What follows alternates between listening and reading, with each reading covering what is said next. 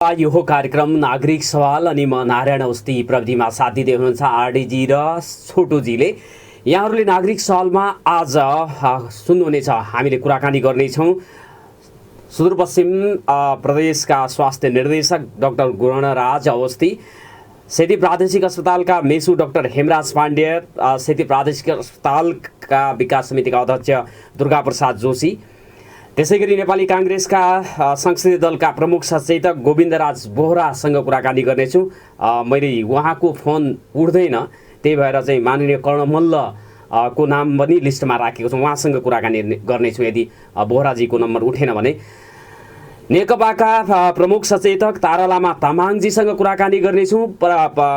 नेकपाकै अर्का सांसद बैतडीबाट चाहिँ प्रतिनिधित्व गर्नुहुन्छ लीलाधर भट्टजीसँग कुराकानी गर्नेछु। र एकजना कोरोना सङ्क्रमित फुलबारी धनगढी महानगरपालिका वार्ड नम्बर 14 को पञ्चोदय माविमा क्वारेन्टिनमा हुनुहुन्छ, सेती प्रादेशिक अस्पतालले फिर्ता पठाएको बिरामी हुनुहुन्छ, उहाँसँग अन्य बिरामी सङ्क्रमित पनि हुनुहुन्छ, उहाँसँग कुराकानी गर्नेछु। र आजको विषयवस्तु मैले स्वास्थ्य समस्या नदेखिएका सङ्क्रमितलाई 14 दिनको आइसोलेसन पछि डिस्चार्ज गर्ने स्वास्थ्य मन्त्रालयको निर्देशिका, आगामी 5 दिनसम्म स्वाब सङ्कलन नगर्नु भन्ने सुदूरपश्चिम स्वास्थ्य निर्देशनालयको निर्देशन, 6 जना सङ्क्रमितलाई हिजो सेती प्रादेशिक अस्पतालले डिस्चार्ज गरेको छ, किन गरियो, प्रदेश सरकारले दौड सुरु गरेको भनेकै दिन नमुना सङ्कलन रोकिएको छ, 6 जना सङ्क्रमितलाई सडकमा अलपत्र छोडिएको छ, 60,000 क्वारेन्टिनमा बसेकाहरूको भविष्य के हुन्छ अन्यलमा रहेको छ। यस विषयमा मैले आजको बसाइमा बहस गर्नेछु। हामीसँग 1.5 घण्टाको समय हुनेछ र 8:30 पछि मैले श्रोताहरूको लागि टेलिफोन कल लाइन खुला गर्नेछु। 8:30 पछि हाम्रा श्रोताहरूले हामीलाई 0914010 फोन गरेर आफ्नो अनुभव सुनाउन सक्नुहुनेछ। सर्वप्रथम मैले सुदूरपश्चिम प्रदेशका स्वास्थ्य निर्देशक डाक्टर गुणराज अवस्थीसँग कुराकानी गर्नेछु। उहाँ हामीसँग जोडिसक्नु भएको छ। डाक्टर साहब, यहाँलाई नागरिक सवालमा हार्दिक स्वागत छ। नमस्कार। धन्यवाद सर। हजुर, आराम हुनुहुन्छ सर? म एकदम ठिक छु, भन्नु सर। अब मैले सरलाई चाहिँ यो आइसोलेसन कक्ष स्थानीय तहहरूले 88 वटामा कसरी निर्माण गर्छन् भनेर चाहिँ कुरा गर्छौँ भनेको छु, त्यसमा पनि आउँछौँ। तर त्योभन्दा अगाडि हिजो मात्रै स्वास्थ्य निर्देशनालयले यहाँले चाहिँ 88 वटा स्थानीय तहहरूलाई स्वास्थ्य कार्यालयलाई पनि हुनुपर्छ चिठी पठाएर 5 दिनसम्म नमुना सङ्कलन नगर्नुहोस् भनेर निर्देशन दिनुभएको छ। 60,000 मान्छे चाहिँ क्वारेन्टिनमा छन्, 5 दिनसम्म तपाईँले चाहिँ सङ्कलन नगर्नुहोस् भन्नुभयो। यता मुख्यमन्त्रीले प्रदेश सरकार दगुर छ भनेकै दिन तपाईँले त हल्ट गर्नुभयो नि, किन गर्नुपर्ने आवश्यकता देखियो सर? प्रदेश सरकार पनि दगुर छ, मुख्यमन्त्रीजीले जे भन्नुभयो त्यो पनि सही कुरा हो, मैले जे लेखेर दिएको छु त्यो पनि सत्य कुरा हो। तर चाहिँ 60,000 को नमुना सङ्कलन कहिले हुन्छ, कहिले परीक्षण भइसक्छ, कति महिना लाग्छ सर? क्षमता के छ भने तपाईँ कति खाना खानुहुन्छ भन्नुहोस् त, आधा केजी खानुहुन्छ कि 1 केजी खानुहुन्छ, त्यसमा भर पर्छ। हामीसित दिनको 250 जतिको परीक्षण गर्ने क्षमता छ र 1160 नमुना हामीसित हिजो छ। नमुनालाई 5 दिनभन्दा बढी स्टोर गरेर राख्नु मिल्दैन, हामीसित त्यो क्षमता छैन। त्यसैले हामी 5 दिनसम्म अहिले हामीसित भएको नमुना हामी जाँच गरेर रिपोर्ट निकाल्छौँ, त्यसपछि नमुना सङ्कलन गरेर फेरि ल्याउने। नमुना सरले यो भनेको कुरा सत्य हो, क्षमता छैन। क्षमता अभिवृद्धि गर्न तपाईँहरूको हात खुट्टा कसले बाँधेर राखेको थियो 3 महिना 6 महिनासम्म? तपाईँले अरूले एउटा केही कुरा बुझ्नु पर्यो भने यो समस्याको मानव जातिमा 5 महिना भयो, संसारमा 5 महिना भयो कोरोनाको भाइरस देखा परेको। तर संसारका सबै देशले यसको व्यवस्थापन गर्दैछन्, नेपाल सरकारले पनि गर्दैछ र सुदूरपश्चिम प्रदेश सरकारले पनि यसको व्यवस्थापन गर्दैछ। र गहराइले सत्य तथ्य कुरा बुझ्नु पर्यो कि के भइरहेका छन् भनेर। यो भएन त्यो भएन भन्नु तपाईँले भनेको कुरा प्रयोगशालाको क्षमता छैन, त्यही भएर राख्दा 72 घण्टापछि राख्यो भने नमुना चाहिँ बिग्रिन्छ भनेर चाहिँ उल्लेख गर्नु भएको छ, त्यो सत्य हो। तर अर्को चाहिँ प्रयोगशाला, 3वटा प्रयोगशाला त प्रदेश सरकारले स्थापना गर्छौँ भनेर सुरुमै चैत 27 गते नै निर्णय गर्नुभएको, धनगढीमै भएको चाहिँ प्रयोगशालामा पनि अर्को चाहिँ यो PCR मसिन चाहिँ ल्याउनुपर्छ र क्षमता बढाउनुपर्छ भन्नेतर्फ त तपाईँहरूको ध्यान गएन। 60,000लाई क्वारेन्टिनमा राख्नुपर्ने, तिनीहरूको व्यवस्थापन गर्नुपर्ने र 14 दिन भइसकेकोले पनि आगामी 5 दिन पछि पनि उहाँहरूको पालो कहिले आउँछ त्यति बेलासम्म क्वारेन्टिनमा पर्खेर बसिराख्न मिल्छ? गाह्रो होला नि। तपाईँले भनेको कुरा एकदम सही हो। कुरा केमा छ भने गरेन भन्ने भन्दा के भनेको तपाईँले अहिले मकै रोप्यो भने अहिले उम्रन्छ त्यो मकै अहिले उम्रेर अहिले फल्छ प्रदेश सरकारले प्रयोगशाला स्थापना गर्ने भनेको छ त्यसको लागि बजेट विनियोजित गरेको छ त्यसको लागि नेपाल सरकारको खरिद अनुसार चाहिँ प्रक्रिया अगाडि बढेको छ मसिनहरू छिट्टै असारको पहिलो हप्तासम्म आइपुग्छन् अनि त्यहाँ भौतिक संरचना तयार हुनु पर्यो त्यो अनुसारको जनशक्ति तयार हुनु पर्यो भएन भन्नुभन्दा कसरी भइरहेको छ र यो गर्दा कति गाह्रो छ भन्ने कुरालाई चाहिँ सत्य तथ्य केलाउन सबैले अहिले जरुरी छ भनेपछि सार्वजनिक खरिद ऐन बाधक भएको कारणले गर्दाखेरि प्रदेश सरकारले स्थापना गर्न खोजेका प्रयोगशालाहरू स्थापना भएका होइनन् अहिलेसम्म हो खरिद ऐन बाधक होइन हरेक कुरा चलाउनलाई या पैसा नभएर बजेट नभएर हो सर अब सरकारले के भन्छ तपाईलाई डायलग त हुन्छ होला सरकारले बजेटको व्यवस्था गरेको छ खरिद प्रक्रिया अगाडि बढेको छ हरेक कुरा चलाउन विधि विधान ऐन नीति नियम कानुन निर्देशिकाहरू हुन्छन्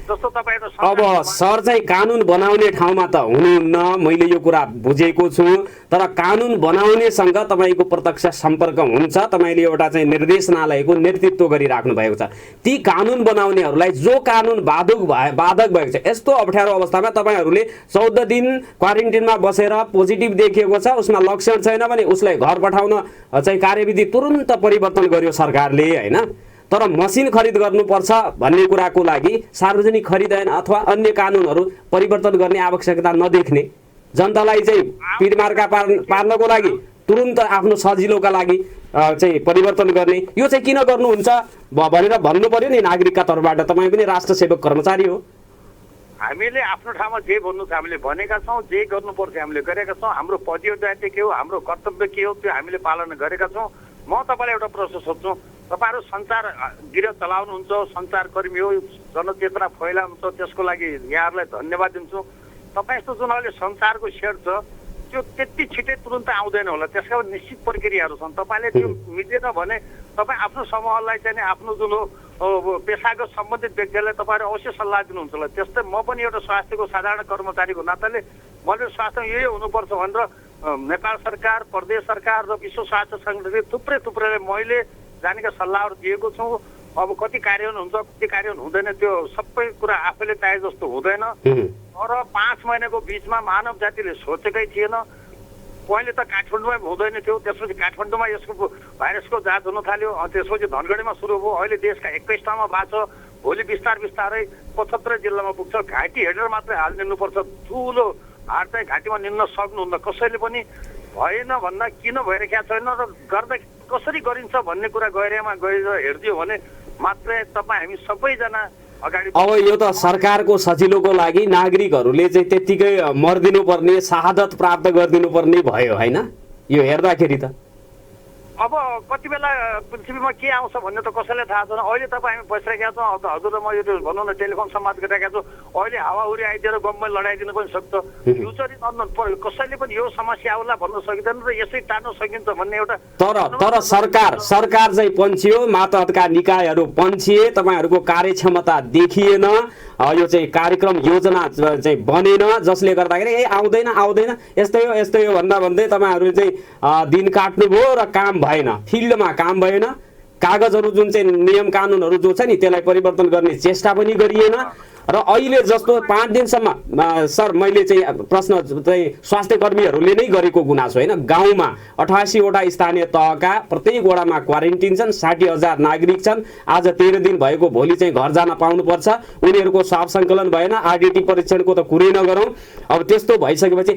हामीलाई या त धामी झाँक्री बानो चाहिँ त्यो हाल देवता सोध चाहिँ भाकल गर पूजा पाठ गरेर निको होस् भनेर चाहिँ त्यो चाहिँ उसमा पुर्याइहाल्यो नत्र चाहिँ यिनीहरूले क्वारेन्टिनमा बसेकाहरूले त हामी माथि अब भौतिक चाहिँ आक्रमण गर्छन् भन्ने हामीलाई त डर भइसकेको छ निर्देशनालयबाट यो निर्देशन आयो अब चाहिँ गर्ने के त्यसपछि पनि 5 दिन पछि पनि त्यो चाहिँ 5 दिन अरु बसिसकेको मान्छेकै नमुना सङ्कलन हुन्छ र परीक्षण हुन्छ भन्ने ग्यारेन्टी चाहिँ छ हरेकले आफ्नो क्षमता के हो आफ्नो पदीय दायित्व के हो आफ्नो कर्तव्य के हो कर्तव्यको पालना गर्दै अगाडि बढ्नुपर्छ हामी आफ्नो कर्तव्य पालना अगाडि बढाउँदैछौँ अब देशमा चाहिँ हुँदैन थियो देशमा भयो पृथ्वीमा छैन अमेरिका जस्तो देशमा सबैले गर्न सकेका छन् अमेरिकाले क्वारेन्टाइन भन्ने व्यवस्था नै गरेन बेलायतले क्वारेन्टाइनको व्यवस्था गरेका छन् आइसोलेसन गरेका छन् पोजिटिभ जे भए पनि घरमा बस्नुहोस् आरामले बस्नुहोस् तपाईँलाई कुनै अस्वस्थता भयो भने मात्रै स्वास्थ्य संस्था आउनुहोस् भनेको छ हरेक देशमा यो प्रकोपले चाहिँ नि समस्या पारेको छ।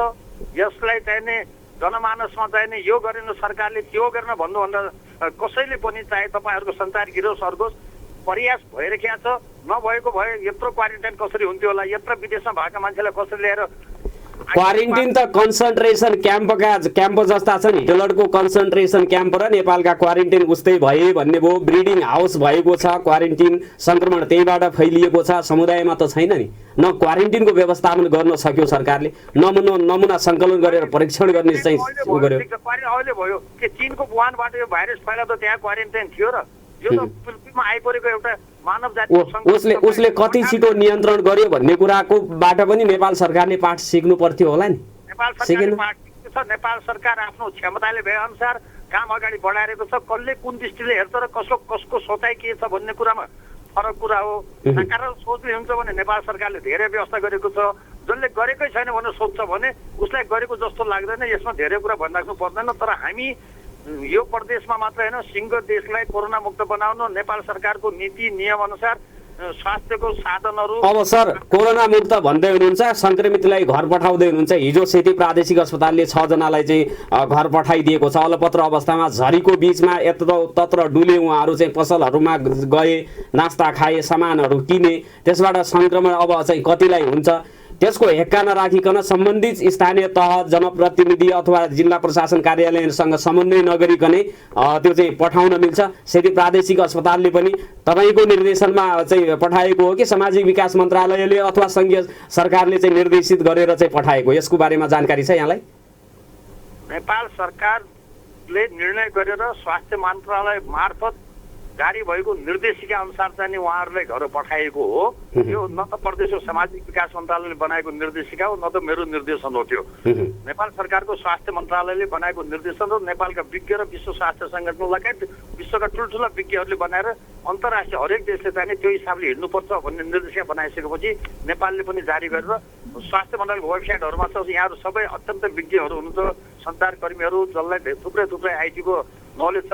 स्वास्थ्य मन्त्रालयले अहिलेसम्मको 5 महिना बिचमा झन् 23वटा भन्दा बढी निर्देशिकाहरू जारी गरेको छ। ती निर्देशिकाहरू पढ्नुहोस्, हेर्नुहोस्। त्यो नेपाल सरकारको आधिकारिक निर्णय हो। त्यही अनुसार चाहिँ हामी हिँड्ने हो। अब के छ भने पोजिटिभलाई अस्पतालमा ल्याउनु पर्दैन भन्ने एउटा थियो। तर हामीले चाहिँ हरेक कुरा के छ भने देशको भौगोलिक अखण्डता बाहेक नीति नियम कानुन संविधान परिपत्र निर्देशिका अवस्था अनुसार चाहिँ जारी हुने हुन्, अवस्था अनुसार चाहिँ परिवर्तन हुन्छन् र त्यसलाई कार्यान्वयन गर्नुपर्छ। आजको निर्देशिका भोलिको लागि ठिक नहोला, भोलि त्यो निर्देशिका चाहिँ बदल्न सकिन्छ। भनेपछि सरकारले आफू अनुकूल आफूलाई सहज हुने किसिमले निर्देशिका चाहिँ परिवर्तन गर्दै जाने, नागरिकहरूले के पाउने भन्ने भयो नि।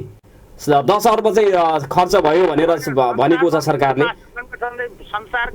संसारले जे नीति लिन्छ मानव जातिको रक्षाको लागि नेपाल पनि त्यही भित्र पर्छ र नेपालले पनि त्यही नीति लिन्छ। सरकारले चाहिँ यो 88वटा सुदूरपश्चिमको कुरा जाउँ, हामीले चाहिँ यो आइसोलेसनको कुराहरू स्थानीय तहहरूले चाहिँ कसरी निर्माण गर्ने, त्यसमा तपाईँको चाहिँ यो निर्देशनालयको स्वास्थ्य कार्यालयहरूले अथवा सामाजिक विकास मन्त्रालयले कसरी सहयोग गर्छ स्थानीय तहहरूलाई? त्यहाँ चाहिँ के चाहिँ प्रावधानहरू के चाहिँ त्यो सुविधाहरू पाउँछ? स्थानीय तहसित सम्बन्ध हुन्छ प्रदेश सरकारको। किनभने जसरी हिजो स्थानीय तहहरूले आफ्नो ठाउँमा चाहिँ क्वारेन्टाइनहरू बनाएका छन्, अब आएका मान्छेहरूलाई चाहिँ होम क्वारेन्टाइन घरमा पठाउने र अहिले भएका क्वारेन्टाइनहरूलाई व्यवस्थित गरिकन आइसोलेसनमा राख्ने। आइसोलेसन भने के हो भने अलिकति स्वास्थ्यमा समस्या पर्यो, पोजिटिभ देखियो भने त्यही गाउँको नजिकको स्वास्थ्य भनौँ जहाँ क्वारेन्टाइन भएको छ त्यही आइसोलेसनमा राख्ने हो।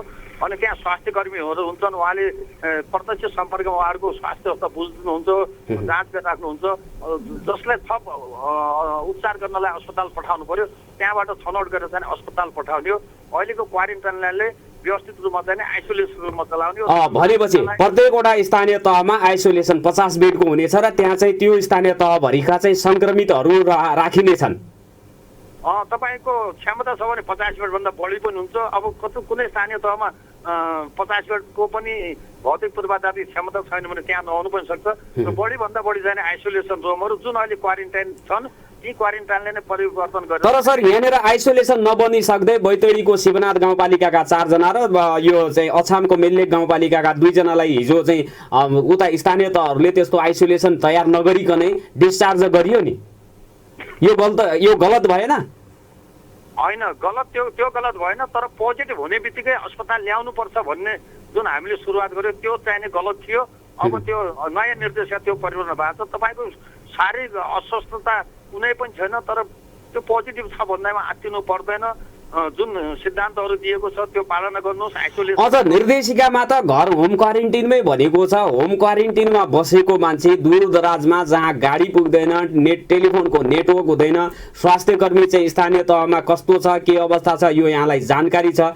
त्यस्तो अवस्थामा जरो कसले नाप्देला, सिटामोल लगायत अन्य औषधिहरू कस्तो देला, तपाईँको स्वास्थ्य अवस्था गम्भीर भयो भनेर कसले भनिदेला?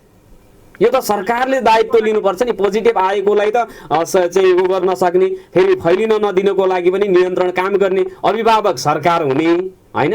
अनि त्यो तपाईँहरूलाई आफै गर्नुहोस् भनेर बालबच्चाले आफ्नो लागि खाना यताउति सबै कुराहरू चाहिँ गर्न सक्छ? हामी त यो नागरिक भनेको त केटाकेटी बालबालिका जस्तै हो नि। सरकार त अभिभावक हो, सरकारले छोड्न मिल्छ?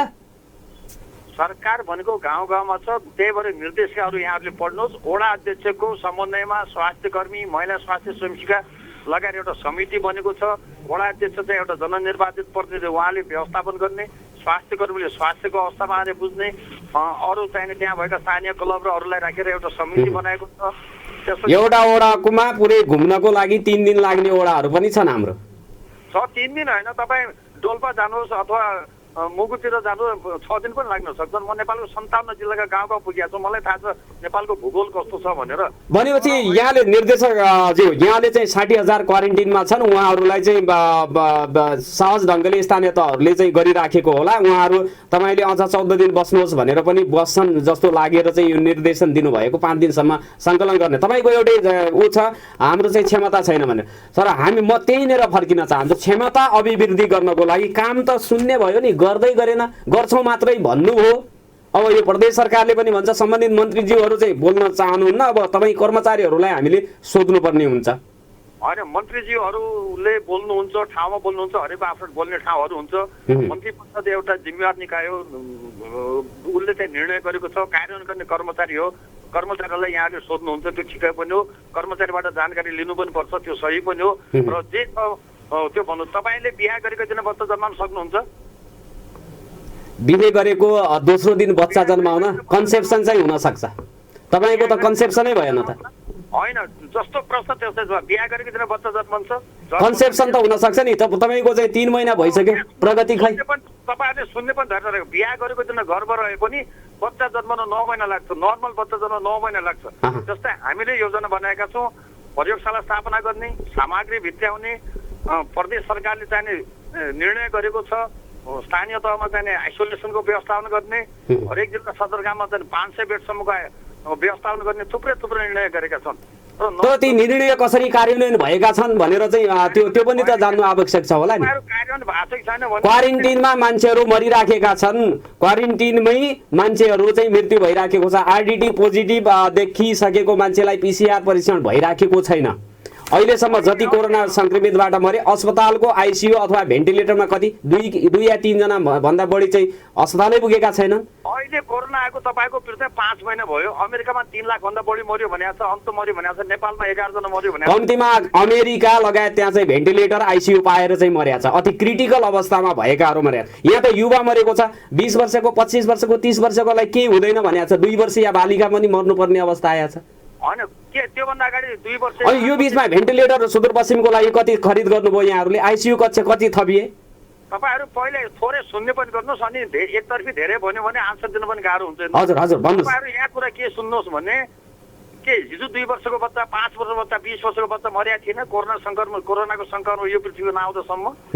दैनिक त मर्या थियो। नेपालमा एक दिनमा क्षयरोग भनेपछि सरकारले तपाईँहरूले हात खडा गर्नुभयो, अब सकिँदैन, आफ्नो व्यवस्था आफै गर्नुहोस् भनेर सरकारले इन्डाइरेक्ट रूपमा भन्यो भन्ने कुरा नागरिकले बुझ्नु पर्यो। अब होइन, एकदम घुमाएर हामी सक्दैनौँ, आफ्नो व्यवस्था आफै गर भन्ने कुरा त सरको मुखबाट पनि आयो। सरकारले पनि त्यही कार्यविधिमा त्यही अनुरूप आफू अनुकूल गरेको छ। नागरिकको चिन्ता कसैलाई छैन। आफ्नो व्यवस्था आफै गरेर कहिले भनिएको छैन। 50-100सम्मको अब घर जानुहोस्, तपाईँलाई संक्रमण भए पनि घरमा बस्नुहोस्। अब हाम्रो चाहिँ 2टा शौचालय भएको चाहिँ पहाडमा घर देखाउनुहोस्, कहाँ चाहिँ उसले शौच गर्ने?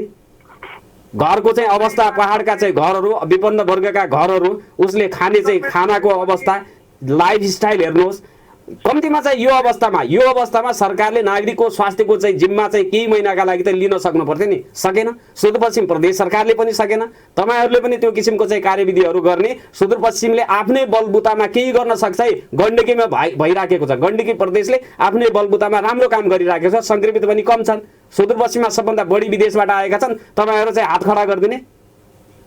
हात खडा गरेको छैन, यो तपाईँहरूको हेर्ने दृष्टिकोण, भन्ने दृष्टिकोण र 5 दिन रोकिदिनु भयो। त्यो 5 दिन 60,000 को चाहिँ जसलाई 14 दिन पुगेको छ बस्छ त्यो क्वारेन्टिनमा कि त्यहाँ भएको तपाईँको स्वास्थ्यकर्मीलाई हिर्काउँछ अब उसले? यो त ख्याल गर्नु भएन, न मन्त्रीजीले ख्याल गर्नुभयो, न तपाईँहरूले गर्नुभयो।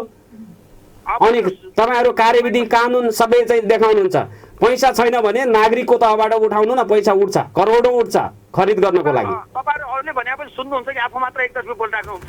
अब मैले यहाँको कुरा सुन्छ, भन्नुहोस्। तपाईँहरूको जस्तो सञ्चार माध्यमले गर्दा गलत सन्देश गरेका छ, सरकारको पनि जनतालाई पनि गलत सन्देश दिँदै हुन्छ तपाईँहरू। पहिले एकतर्फी ल, यहाँले चाहिँ सही सन्देश दिनु हुन म अनुरोध गर्छु, कृपया। हामी आफ्नो पदयात्रा अनुसार हामी कर्तव्य अगाडि बढेका छौँ। नेपाली जनताको स्वास्थ्यको जिम्मेवारी नेपाल सरकारको छ। नेपाल सरकारको संविधान 2072 अनुसार प्रदेश सरकार हो, स्थानीय तह हो, त्यहाँभित्र हामी काम गर्ने कर्मचारी हौँ। हामी चाहिने जिम्मा लिन्छौँ, तर सबैलाई चाहिँ अनुरोध गर्छौँ, हामीसँग यो समस्या छ, त्यहाँबाट धैर्य गर्नुहोस् भन्ने हामीले अनुरोध गरेका छौँ। अन्तमा मैले यो 3वटा प्रयोगशाला चाहिँ जो उपकरणहरू कहिलेसम्म आइपुग्छन्, के कस्तो प्रगति भएको छ डाक्टर साहब? तपाईँले मेरो प्रश्न उत्तर दिनु भएन। बिहा गरेकै दिन बच्चा जन्मन्छ भने त्यो दिन गर्भ रहे पनि 9 महिना लाग्छ। हरेकको निश्चित प्रक्रिया हुन्छ नि, निश्चित प्रक्रिया। यो भएन त्यो भएन भन्दा जनमानसमा चाहिँ नकारात्मक सराउनु भन्दा के भएको सत्य तथ्य? त्यही त, हाम्रो चाहिँ थोरै सङ्ख्यामा सङ्क्रमित छन्, ती सङ्क्रमितहरू समुदायमा गएर समुदाय स्तरमा सङ्क्रमण नफैलियोस् भन्नको लागि उहाँहरूको चाहिँ रिपोर्ट नेगेटिभ आउँदासम्म तपाईँहरू अस्पतालमा राख्न नसक्ने, अनि चाहिँ बच्चा पाउन पनि 9 महिना लाग्छ, यसको लागि चाहिँ पनि 9 महिना लाग्छ। हात्तीले बच्चा जन्माउँदा अझ धेरै महिना लाग्छ, त्यहीसम्म कुरिदिनु मात्रै। पोजिटिभ हुने बित्तिकै अस्पतालमा राख्नु पर्दैन। हामीले हिजो राख्यौँ, त्यो हाम्रो कमजोरी थियो, गल्ती थियो। सिङ्गै नेपाल सरकारको स्वास्थ्य मन्त्रालय तर्फबाट पनि त्यो स्वीकार छु म। स्वास्थ्य कर्मीको नाताले हिजो राख्नु पर्ने थिएन, किनभने हामीले त्यस कुनै पनि लक्षण नभएको सङ्क्रमण मात्र अस्पतालमा ल्याउँदाखेरि उसलाई थप उपचार आवश्यकै छैन भने किन ल्याउने? त्यही भएर चाहिने अहिले अब होम क्वारेन्टाइन त सुरुदेखि नै हो संसारमा, अनि आइसोलेसन पनि हो। घरमा आइसोलेसन भनेको थियो, तर हामीलाई थाहा छ हाम्रो घरहरू साना छन्, घरमा एउटा कोठा 2टा कोठा गाह्रो हुन्छ। त्यसैले जुन अहिले क्वारेन्टाइन बनाएको छ स्थानीय तहमा, त्यसैले बिस्तारै आइसोलेसनमा परिणत गर्दै लाने हो। थप त्यहाँ के थप्नुपर्ने हुन्छ त्यसको लागि प्रदेश सरकार तयार छ, नेपाल सरकार तयार छ, सबैजना तयार छ। जस्तो कि डाक्टर साहब कुनै पनि व्यक्तिको स्वास्थ्यमा समस्या नहोस् त्यसमा सबै सचेत हुनुपर्छ। सञ्चारकर्मीले पनि सही सन्देश प्रसारण गर्नुपर्छ। जसले चाहिँ हामीले त एकदमै जे देख्यौँ त्यही भइराखेको चाहिँ नागरिकहरूले उठाएका प्रश्न तपाईँहरूलाई गर्ने हो, त्यसमा तपाईँहरू पूर्वाग्रह साध्नुहुन्छ भने केही पनि छैन। नागरिकहरूले जे सोध्छन् हामीलाई लेख्छन्, हामीलाई भन्छन्, त्यही बोल्ने हो डाक्टर साहब। जस्तो कि सेती प्रादेशिक अस्पतालमै पनि प्रयोगशाला अर्को चाहिँ मेसिन ल्याउन सक्ने स्थिति थियो नि, जस्तो भवन बैतडी भवन बनेन, डोटीमा पनि बनेन, सेतीमा त सकिन्थ्यो, किन आएन? आउँदैछ। कहिले आउँछ सर, कहिलेसम्म आउँछ? म सञ्चार गृहलाई अत्यन्त सम्मान गर्छु, तर तपाईँको सञ्चार गृहले धेरै पोजिटिभ भन्दा नेगेटिभ प्रचार बढी गर्छ। त्यसमा तपाईँहरू पनि विचार गरिराख्नु होला है। यो अब यो धम्की दिनुहुन्छ भने स्वीकार छ, हामीलाई गाली गर्नु पनि सक्नुहुन्छ। अन्तमा मौका दिनुभयो, यहाँलाई धन्यवाद दिन्छु म। धन्यवाद सर। हस्, धन्यवाद।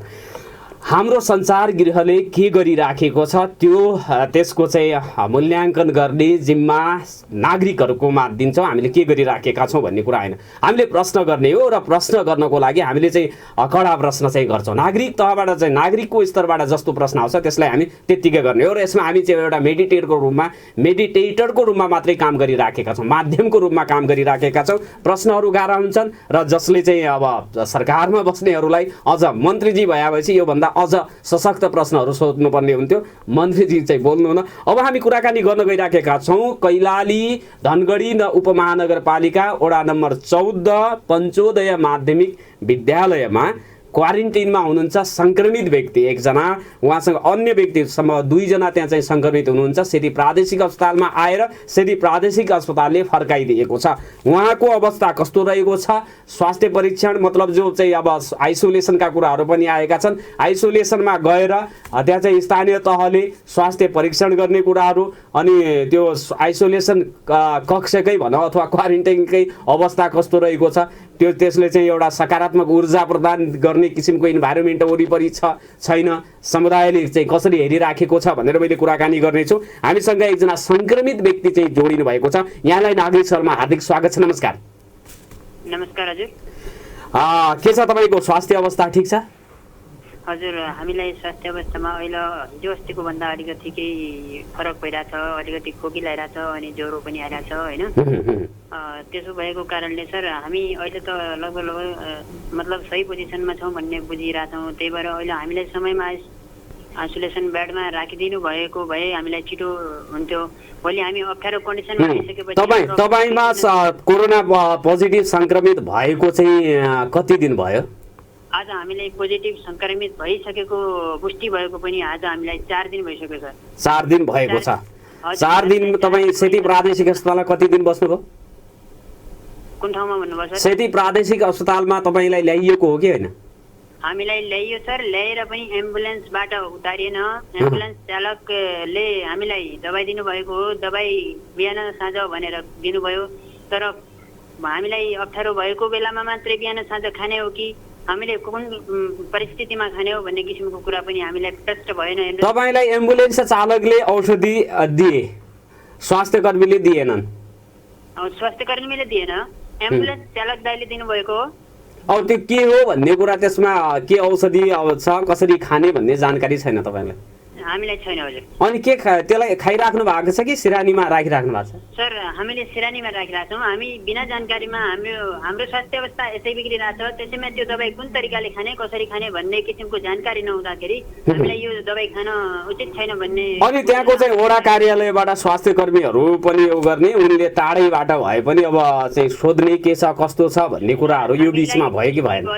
हामीलाई पुष्टि भएको 4 दिन भइसक्यो। त्यतिमा पनि वडा कार्यालयबाट स्वास्थ्य कर्मीहरू अनि कोही सुरक्षाकर्मी अनि चाहिँ कोही किसिमको हामीलाई सेवा सुविधाको विषयमा एकचोटि बाहिरबाट सोध्नसम्म, भित्रको कुरा त छोडिदिनुहोस्, बाहिरबाट पनि सोधेको छैन। अर्को कुरा, हामीलाई एउटै बाथरुम, एउटै टोयलेट, हामी 2 जना सङ्क्रमित, एक बहिनी छ, एउटा म छु, हामी 2 जनालाई पनि सङ्क्रमितलाई पनि एउटै बाथरुममा जानु परेको छ। र हाम्रो फ्यामिलीलाई पनि अलिकति नराम्रो दृष्टिकोणले हाम्रै क्वारेन्टाइनमा बसिरहनु भएका भाइ बहिनीहरूले नकारात्मक तरिकाले हेरिरहनु भएको छ। उहाँलाई पनि अप्ठ्यारो हो। हामीलाई त्यो ठाउँमा हामी भइदिएको भए पनि हामी पनि उहाँहरूलाई त्यही व्यवहार गर्थ्यौँ।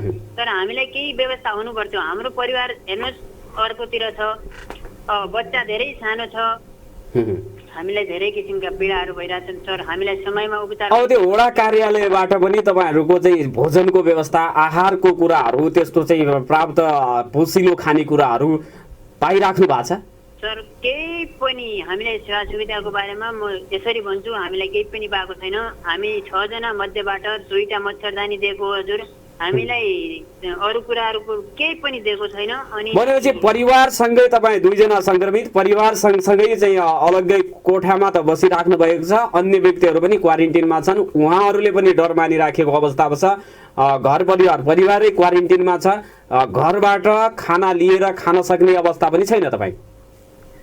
हामीलाई घरबाट अहिलेसम्म घरबाटै ल्याएर हामी जसो तसो गुजारा गरिराखेका छौँ। घरबाट लिँदाखेरि पनि उहाँहरूलाई पनि साह्रै गाह्रो भइरहेछ, किनभनेपछि अरू मान्छेले आउँदाखेरि बाटोमा यसरी जाइरहेछ, तिमीहरू आउँदैन आऊ भनेर उहाँहरूलाई जो हाम्रो भनेपछि घरका मान्छेलाई गाउँका टोलका मान्छेहरूले अप्ठ्यारो गरिरहेछन् हजुर। उहाँलाई पनि अब सरकारी पक्षले सजिलो छ यो भनेर चाहिँ कार्यविधि संशोधन गर्छन्, पीडितका पीडाहरू यस्ता रहेका छन्। तपाईँसँग म फेरि पुनः चाहिँ जोडिराख्नु होला, कुराकानी निरन्तर गर्नेछौँ। छोटो टाइम चेकमा जाउँ, हामी टाइम चेकपछि पुनः तपाईँसँग संवाद गर्नेछौँ। नागरिक सहरमा हामी एकजना सङ्क्रमित व्यक्ति हुनुहुन्छ, उहाँसँग कुराकानी गर्दै थियौँ र उहाँले आफ्नो अवस्था बताइराख्नु भएको थियो। स्वास्थ्य समस्या नदेखिएका सङ्क्रमितलाई 14 दिनको आइसोलेसनपछि डिस्चार्ज गर्ने स्वास्थ्य मन्त्रालयको नयाँ निर्देशिका चाहिँ आएको छ। अब यसका विषयमा कुराकानी गरिराखेका छौँ हामी। आगामी 5 दिनसम्म स्वाब सङ्कलन नगर्नु भन्ने सुदूरपश्चिम प्रदेशको चाहिँ स्वास्थ्य निर्देशनालयको निर्देशन गएको छ। हामीसँग उहाँ चाहिँ जोडिरहनु भएको छ। यहाँलाई मैले पुनः स्वागत गरेँ र तपाईँ कुरा भन्दै हुनुहुन्थ्यो, कृपया भन्न मैले अनुरोध गरेँ यहाँलाई। हजुर हामीलाई सर पोसिलो खानेकुराहरूको बारेमा पनि केही पाएको छैन। अनि चाहिँ जो मसँग एउटा बहिनी सङ्क्रमित हुनुहुन्छ उहाँलाई पनि अर्को समस्या, यो समस्या छँदैछ, अर्को समस्या पनि केही छ भन्दै हुनुहुन्थ्यो। मलाई हिजो अब अरू त कोही छैन। तैपनि बहिनी भए पनि मलाई केही समस्या उहाँले दर्शाउनु भएको छ, उहाँको तल्लो पेट दुखिरहेको छ भनेर भन्दै हुनुहुन्थ्यो। अनि चाहिँ अब मेरो सानो छोरी छ हेर्नुहोस्, 25-26 दिनको भयो, उसको लागि पनि केही किसिमको सेवा सुविधा छैन। मच्छरदानी एउटा त्यो हिजो अस्ति हामी सँगै छुट्याउँ, त्योभन्दा पछि अर्कोतिर पहिलो अहिले तपाईँको पत्नी र बच्चा अलग्गै बसिराख्नु भएको छ कि तपाईँ सँगै हुनुहुन्छ? अहिले पत्नी र बच्चा अलग छन्। अनि चाहिँ मसँग जो बहिनी हुनुहुन्छ उहाँको श्रीमान पनि अलगै हुनुहुन्छ। उहाँहरू दुईजना अलग कोठामा हुनुहुन्छ र म अलग, हामी दुई भाइ अलग कोठामा छौँ। अनि चाहिँ हामीलाई खानामा बस्नको व्यवस्था पनि साह्रै गाह्रो भइरहेछ घरबाट। अब क्वारेन्टाइन मतलब आइसोलेसनमा बस्ने, औषधि पनि नदिने, अनि कस्तो छ भनेर सोध्न कुनै स्वास्थ्य कर्मी पनि नआउने, यस्तो अवस्थामा हतोत्साही भएर अन्य स्वास्थ्य समस्याहरू, मानसिक समस्याहरू देखा पर्यो भने त्यसले चाहिँ गाह्रो गर्छ। तर पनि तपाईँ मानसिक रूपले बलियो भएर बस्नु होला। तपाईँलाई केही नहोस् हामी यो कामना गर्न चाहन्छौँ। र स्वास्थ्य समस्या जुन श्वास प्रश्वास लगायतको तापक्रम, शरीरको टेम्परेचर, ज्वरो आउने, रक्त सञ्चार बढ्यो भने टाउको दुख्ने किसिमको चाहिँ केही लक्षणहरू तपाईँको भइराखेको छ र त्यस्तो लक्षणहरू देखा पर्यो भने यो नम्बरमा सम्पर्क गर्नु होला भनेर सेती प्रादेशिक अस्पताल अथवा स्वास्थ्य कार्यालय कैलालीको अथवा त्यहाँको चाहिँ धनगढी महानगरपालिकाका कुनै अधिकारी, जनप्रतिनिधि, वडा अध्यक्ष कसैले भनेको छ। केही नम्बर छ तपाईँलाई अप्ठ्यारो पर्यो भनेको अवस्थामा के गर्ने भन्ने कुरा छ? कसैले पनि दिनु भएको छैन। मलाई एक दिन यो स्वास्थ्य कर्मीले आएर भन्नुभएको थियो कि हामीलाई गाह्रो परेपछि भन्नु होला भनेर मात्रै जानुभएको। त्योभन्दा पछि दोबारा नम्बर दिएर जानुभयो, भन्नुभयो भनेपछि कहाँ भन्नु होला भन्ने के नम्बर दिनु भएको छ? नम्बर दिएको छ सर। त्यो नम्बर हिजो फोन गरेका थियौँ हामीले। यो मेरो फुच्चीलाई अनि फुच्चीको आमालाई पनि यो के भन्छ नि सर, समस्या भयो। समस्या भन्दा अच्छा, 26 दिनको सुत्केरी हुनुहुन्छ उहाँ। आइरन चक्की दिन्छु भनेर भन्नुभएको थियो। उहाँले भनेको आज 7-8 दिन बित्दा पनि उहाँले आइरन चक्कीसम्म पनि उपलब्ध गराइदिनु भएको छैन। अनि अर्कोतिर छ सर, उहाँलाई अब कमजोरीपन पनि आइरहेछ। अनि तपाईँसँग उहाँहरूको पनि, तपाईँको त पिसिआर परीक्षण भयो, पोजिटिभ देख्यो, अनि ती तपाईँकै परिवारको बच्ची, पत्नी अनि अर्को बहिनीको के अरे चाहिँ पति, उहाँहरूको पनि पिसिआर स्वाब कलेक्सन भएको छ? उहाँहरूको पनि स्वाब कलेक्सन भएर उहाँ नेगेटिभ देखिनु भएको हो। हामी दुई भाइ बहिनीहरू पोजिटिभ देखेर हामी अलग रुममा छौँ, उहाँहरू दुईटै अलग रुममा हुनुहुन्छ। अनि चाहिँ अहिले समस्या भन्ने कुराहरू हामीलाई, अनि आरडिटी पोजिटिभ भएकाहरूको पनि पिसिआर परीक्षण भएको छैन भन्ने आएको छ। त्यहाँ आरडिटी पोजिटिभ देखिएका पनि छन्? हजुर, आरडिटी पोजिटिभ देखिएकाहरू पनि 2 जना यहाँ छन्। उहाँहरू पनि अलगै बसिराख्नु भएको छ? उहाँहरूलाई स्वाब परीक्षणका लागि लिएको छैन, अलगै बस्नु भएको छ। अनि अर्को कुरो, हाम्रो यो मेरो परिवार र मेरो बहिनीको श्रीमान उहाँ हुनुहुन्छ, उहाँहरूलाई पिसिआर परीक्षण गर्दा नेगेटिभ देखिएर उहाँहरूलाई अलगै बसाइसकेको छ। अहिले उहाँहरूको भइसकेको पिसिआर परीक्षण मेरो परिवार र उहाँ बहिनीको परिवार हस्बेन्डको। अनि अरू समस्यामा अब यति नै हो सर। हामीलाई आइसोलेसन बेडमा छिट्टै पठाइदिनु पर्यो। हामीलाई समस्या भोलि आज त खाना खान पनि समस्या भयो। परिवारले खाना लिएर आउँदाखेरि पनि टोलका मान्छेहरूले गाह्रो गरिराखेको। अब तपाईँ चाहिँ भोलि आइसोलेसनबाट 14 दिनपछि त सङ्क्रमित व्यक्ति निको भयो भएन भन्ने कुरा चाहिँ थाहा नभइकन घर पठाउने, घरमै बस्ने भनेको छ। त्यो अवस्थामा त घरमा चाहिँ छिर्न अरू टोलका मान्छेहरूले देलान्। सर यो प्रश्नको जवाब तपाईँसँग छैन, यो प्रश्नको जवाब तपाईँसँग छैन हैन? हामीलाई खाना दिन आउने मान्छेलाई छिर्नु दिएको छैन सर। उहाँहरूलाई भनिरहेछन् भने हामीलाई छिर्नु दिने अवस्था छैन। हामीले आइसोलेसन बेडमा छिटो पुर्याइदिनु पर्यो। हाम्रो स्वास्थ्य बिग्रिसकेपछि तपाईँहरूले हामीलाई जति गरे पनि हाम्रो स्वास्थ्य सुधार हुनेवाला छैन। हेर्नुहोस्, हवस्, यहाँको चाहिँ यो गुनासो, सङ्क्रमितहरूका गुनासा यस्ता रहेका छन्। नागरिकहरूले यी विषयमा पनि हजारौँ प्रश्नहरू उब्जिएका होलान् तपाईँहरूका मनमा। हामीले चाहिँ प्रश्न गर्दाखेरि तपाईँ चाहिँ ख्याल गर्नुहोला भन्ने किसिमका कुराहरू पनि भनिन्छन्। खैर, त्यतातिर नजाउँ। हामीलाई समय दिनुभयो, यसको लागि म धन्यवाद दिन चाहन्छु। र यसपछि म सेती प्रादेशिक अस्पतालका मेसु डाक्टर हेमराज पाण्डे सरलाई टेलिफोन सम्पर्कमा जोडिदिनुको लागि प्राविधिक मित्रलाई अनुरोध गर्दछु। 8:30 पछि म श्रोताहरूका टेलिफोन कल लिनेछु। तपाईँहरूका 091-410-216 यहाँहरूले फोन गरिदिनु होला। र यस विषयमा प्रदेश सरकार दगुर छ भनेकै दिन मुख्यमन्त्रीजीले स्वाब सङ्कलन नगर भनेर भन्छ, अनि अस्पतालले डिस्चार्ज गर्छ सङ्क्रमितहरूलाई। कहाँ जाने, कसरी जाने भन्ने कुराको व्यवस्थापन गर्दैन। प्रदेश सरकारले निर्णय गरेको मलाई सम्भवतः थाहा छ, भारतबाट आउने नागरिकहरूलाई सम्बन्धित स्थानीय तहसम्म पुर्याउन सरकारले चाहिँ व्यवस्था गर्नेछ भन्ने निर्णय पनि मन्त्री परिषदले गरेको छ। हामीसँग कुराकानी गर्नको लागि सेती प्रादेशिक अस्पतालका मेसु डाक्टर हेमराज पाण्डे सर चाहिँ जोडिनु भएको छ। डाक्टर साहब, यहाँलाई नागरिक सहरमा हार्दिक स्वागत छ। नमस्कार। हजुर हजुर नमस्कार। डाक्टर साहब, यो 6 जनालाई तपाईँहरूले चाहिँ अकस्मात झरीका बीचमा चाहिँ डिस्चार्ज गरिदिनु भयो, यो चाहिँ तपाईँहरूले गलत गर्नुभयो, अमानवीय कार्य गर्नुभयो भनेर फेसबुकहरूमा पुरा समाचारहरूमा आयो नि। यो चाहिँ स्थिति यसरी चाहिँ एक दिन रोकेर सम्बन्धित स्थानीय तहसँग समन्वय गरेर गरिदिया भएपछि तपाईँहरू पनि विवादमा तानिनु हुन्थेन? यस्तो चाहिँ किन गर्नुभयो? फेरि चाहिँ फर्केर चाहिँ उहाँहरू कहाँ राख्नु भएको छ कि अस्पतालमा हुनुहुन्छ कि कता हुनुहुन्छ, जानकारी पाऊँ। अब सामान्यतया कस्तो भन्दाखेरि हामी कहाँ अब अहिले नयाँ खालको निर्देशिका आएको थियो। अब यो कुरा बाहिर पनि सबैलाई थाहा भइसकेको कुरा हो होइन। अब उहाँहरू 8 गते भर्ना भएको र यो 14 दिन पनि कटिसकेको, उहाँहरूले लक्षण पनि कुनै खालको नदेखिएको हुनाले अलि स्वस्थ अवस्थामा भएको कारणले गर्दाखेरि हाम्रो नियमित प्रक्रिया अनुसारले जसरी पहिला हामी अरू बिरामीहरू एउटा राउन्ड गरिसकेर एउटा डिस्चार्ज गर्थ्यौँ, त्यही प्रक्रिया अन्तर्गत नै गएको। अब पहिला थोरै बिरामी हुँदाखेरि अब पोजिटिभै केसहरू PCR पोजिटिभ हुन्थ्यो, त्यसपछि फेरि अब भनेपछि यहाँले सेती प्रादेशिक अस्पतालले निर्देशिकालाई अक्षरशः फलो गरे यहाँनिर? होइन एउटा त त्यो बाटो भयो। अब त्यो पनि भयो। अर्को कुरा उहाँहरू स्वस्थै भएको कारणले गर्दा हामी जान सकिहाल्छौँ भन्ने जस्तो खालले चाहिँ हामीले सामान्यतया डिस्चार्ज गरेको हो। अब उहाँहरूलाई अब टाढाका बिरामीहरू परेपछि के भन्छ पहाडतिरका बिरामीहरू परे, त्यसले गर्दा पछि फेरि अब कस्तो भन्दाखेरि उहाँले जान सक्दिनँ भन्ने जस्तो कुरा गर्नुभयो र अलिकति छलफल गर्दाखेरि पुर्याउन नसक्ने भएको हुनाले उहाँलाई पुनः हामीले अब त्यो सङ्क्रमितको वार्डबाट राख्न मिलेन होइन। त्यसपछि फेरि अब अलग्गै अर्को कोठामा चाहिँ अब व्यवस्थापन नहुन्जेलसम्मको लागि चाहिँ पुनः राख्ने गर्यो। अब यो डाक्टर साहब, तपाईँहरू स्वास्थ्य कर्मीले भनिराख्नु भएको छ जसमा चाहिँ पोजिटिभ छ उसमा लक्षण नदेखिए पनि अरू व्यक्तिमा सर्छ भन्ने कुरा चाहिँ छ होइन? उहाँहरू चाहिँ तपाईँहरूले डिस्चार्ज गरिसकेपछि झरीका बिचमा त्यहाँ चाहिँ केही चाहिँ ठाउँमा गएर नास्ता गरेको, सामानहरू किनेको भन्ने कुराहरू आएको छ। यसले गर्दाखेरि त त्यहाँ चाहिँ वरिपरि जहाँ जहाँ उहाँहरू गए उनीहरूलाई पनि जोखिम बढाएन यसले?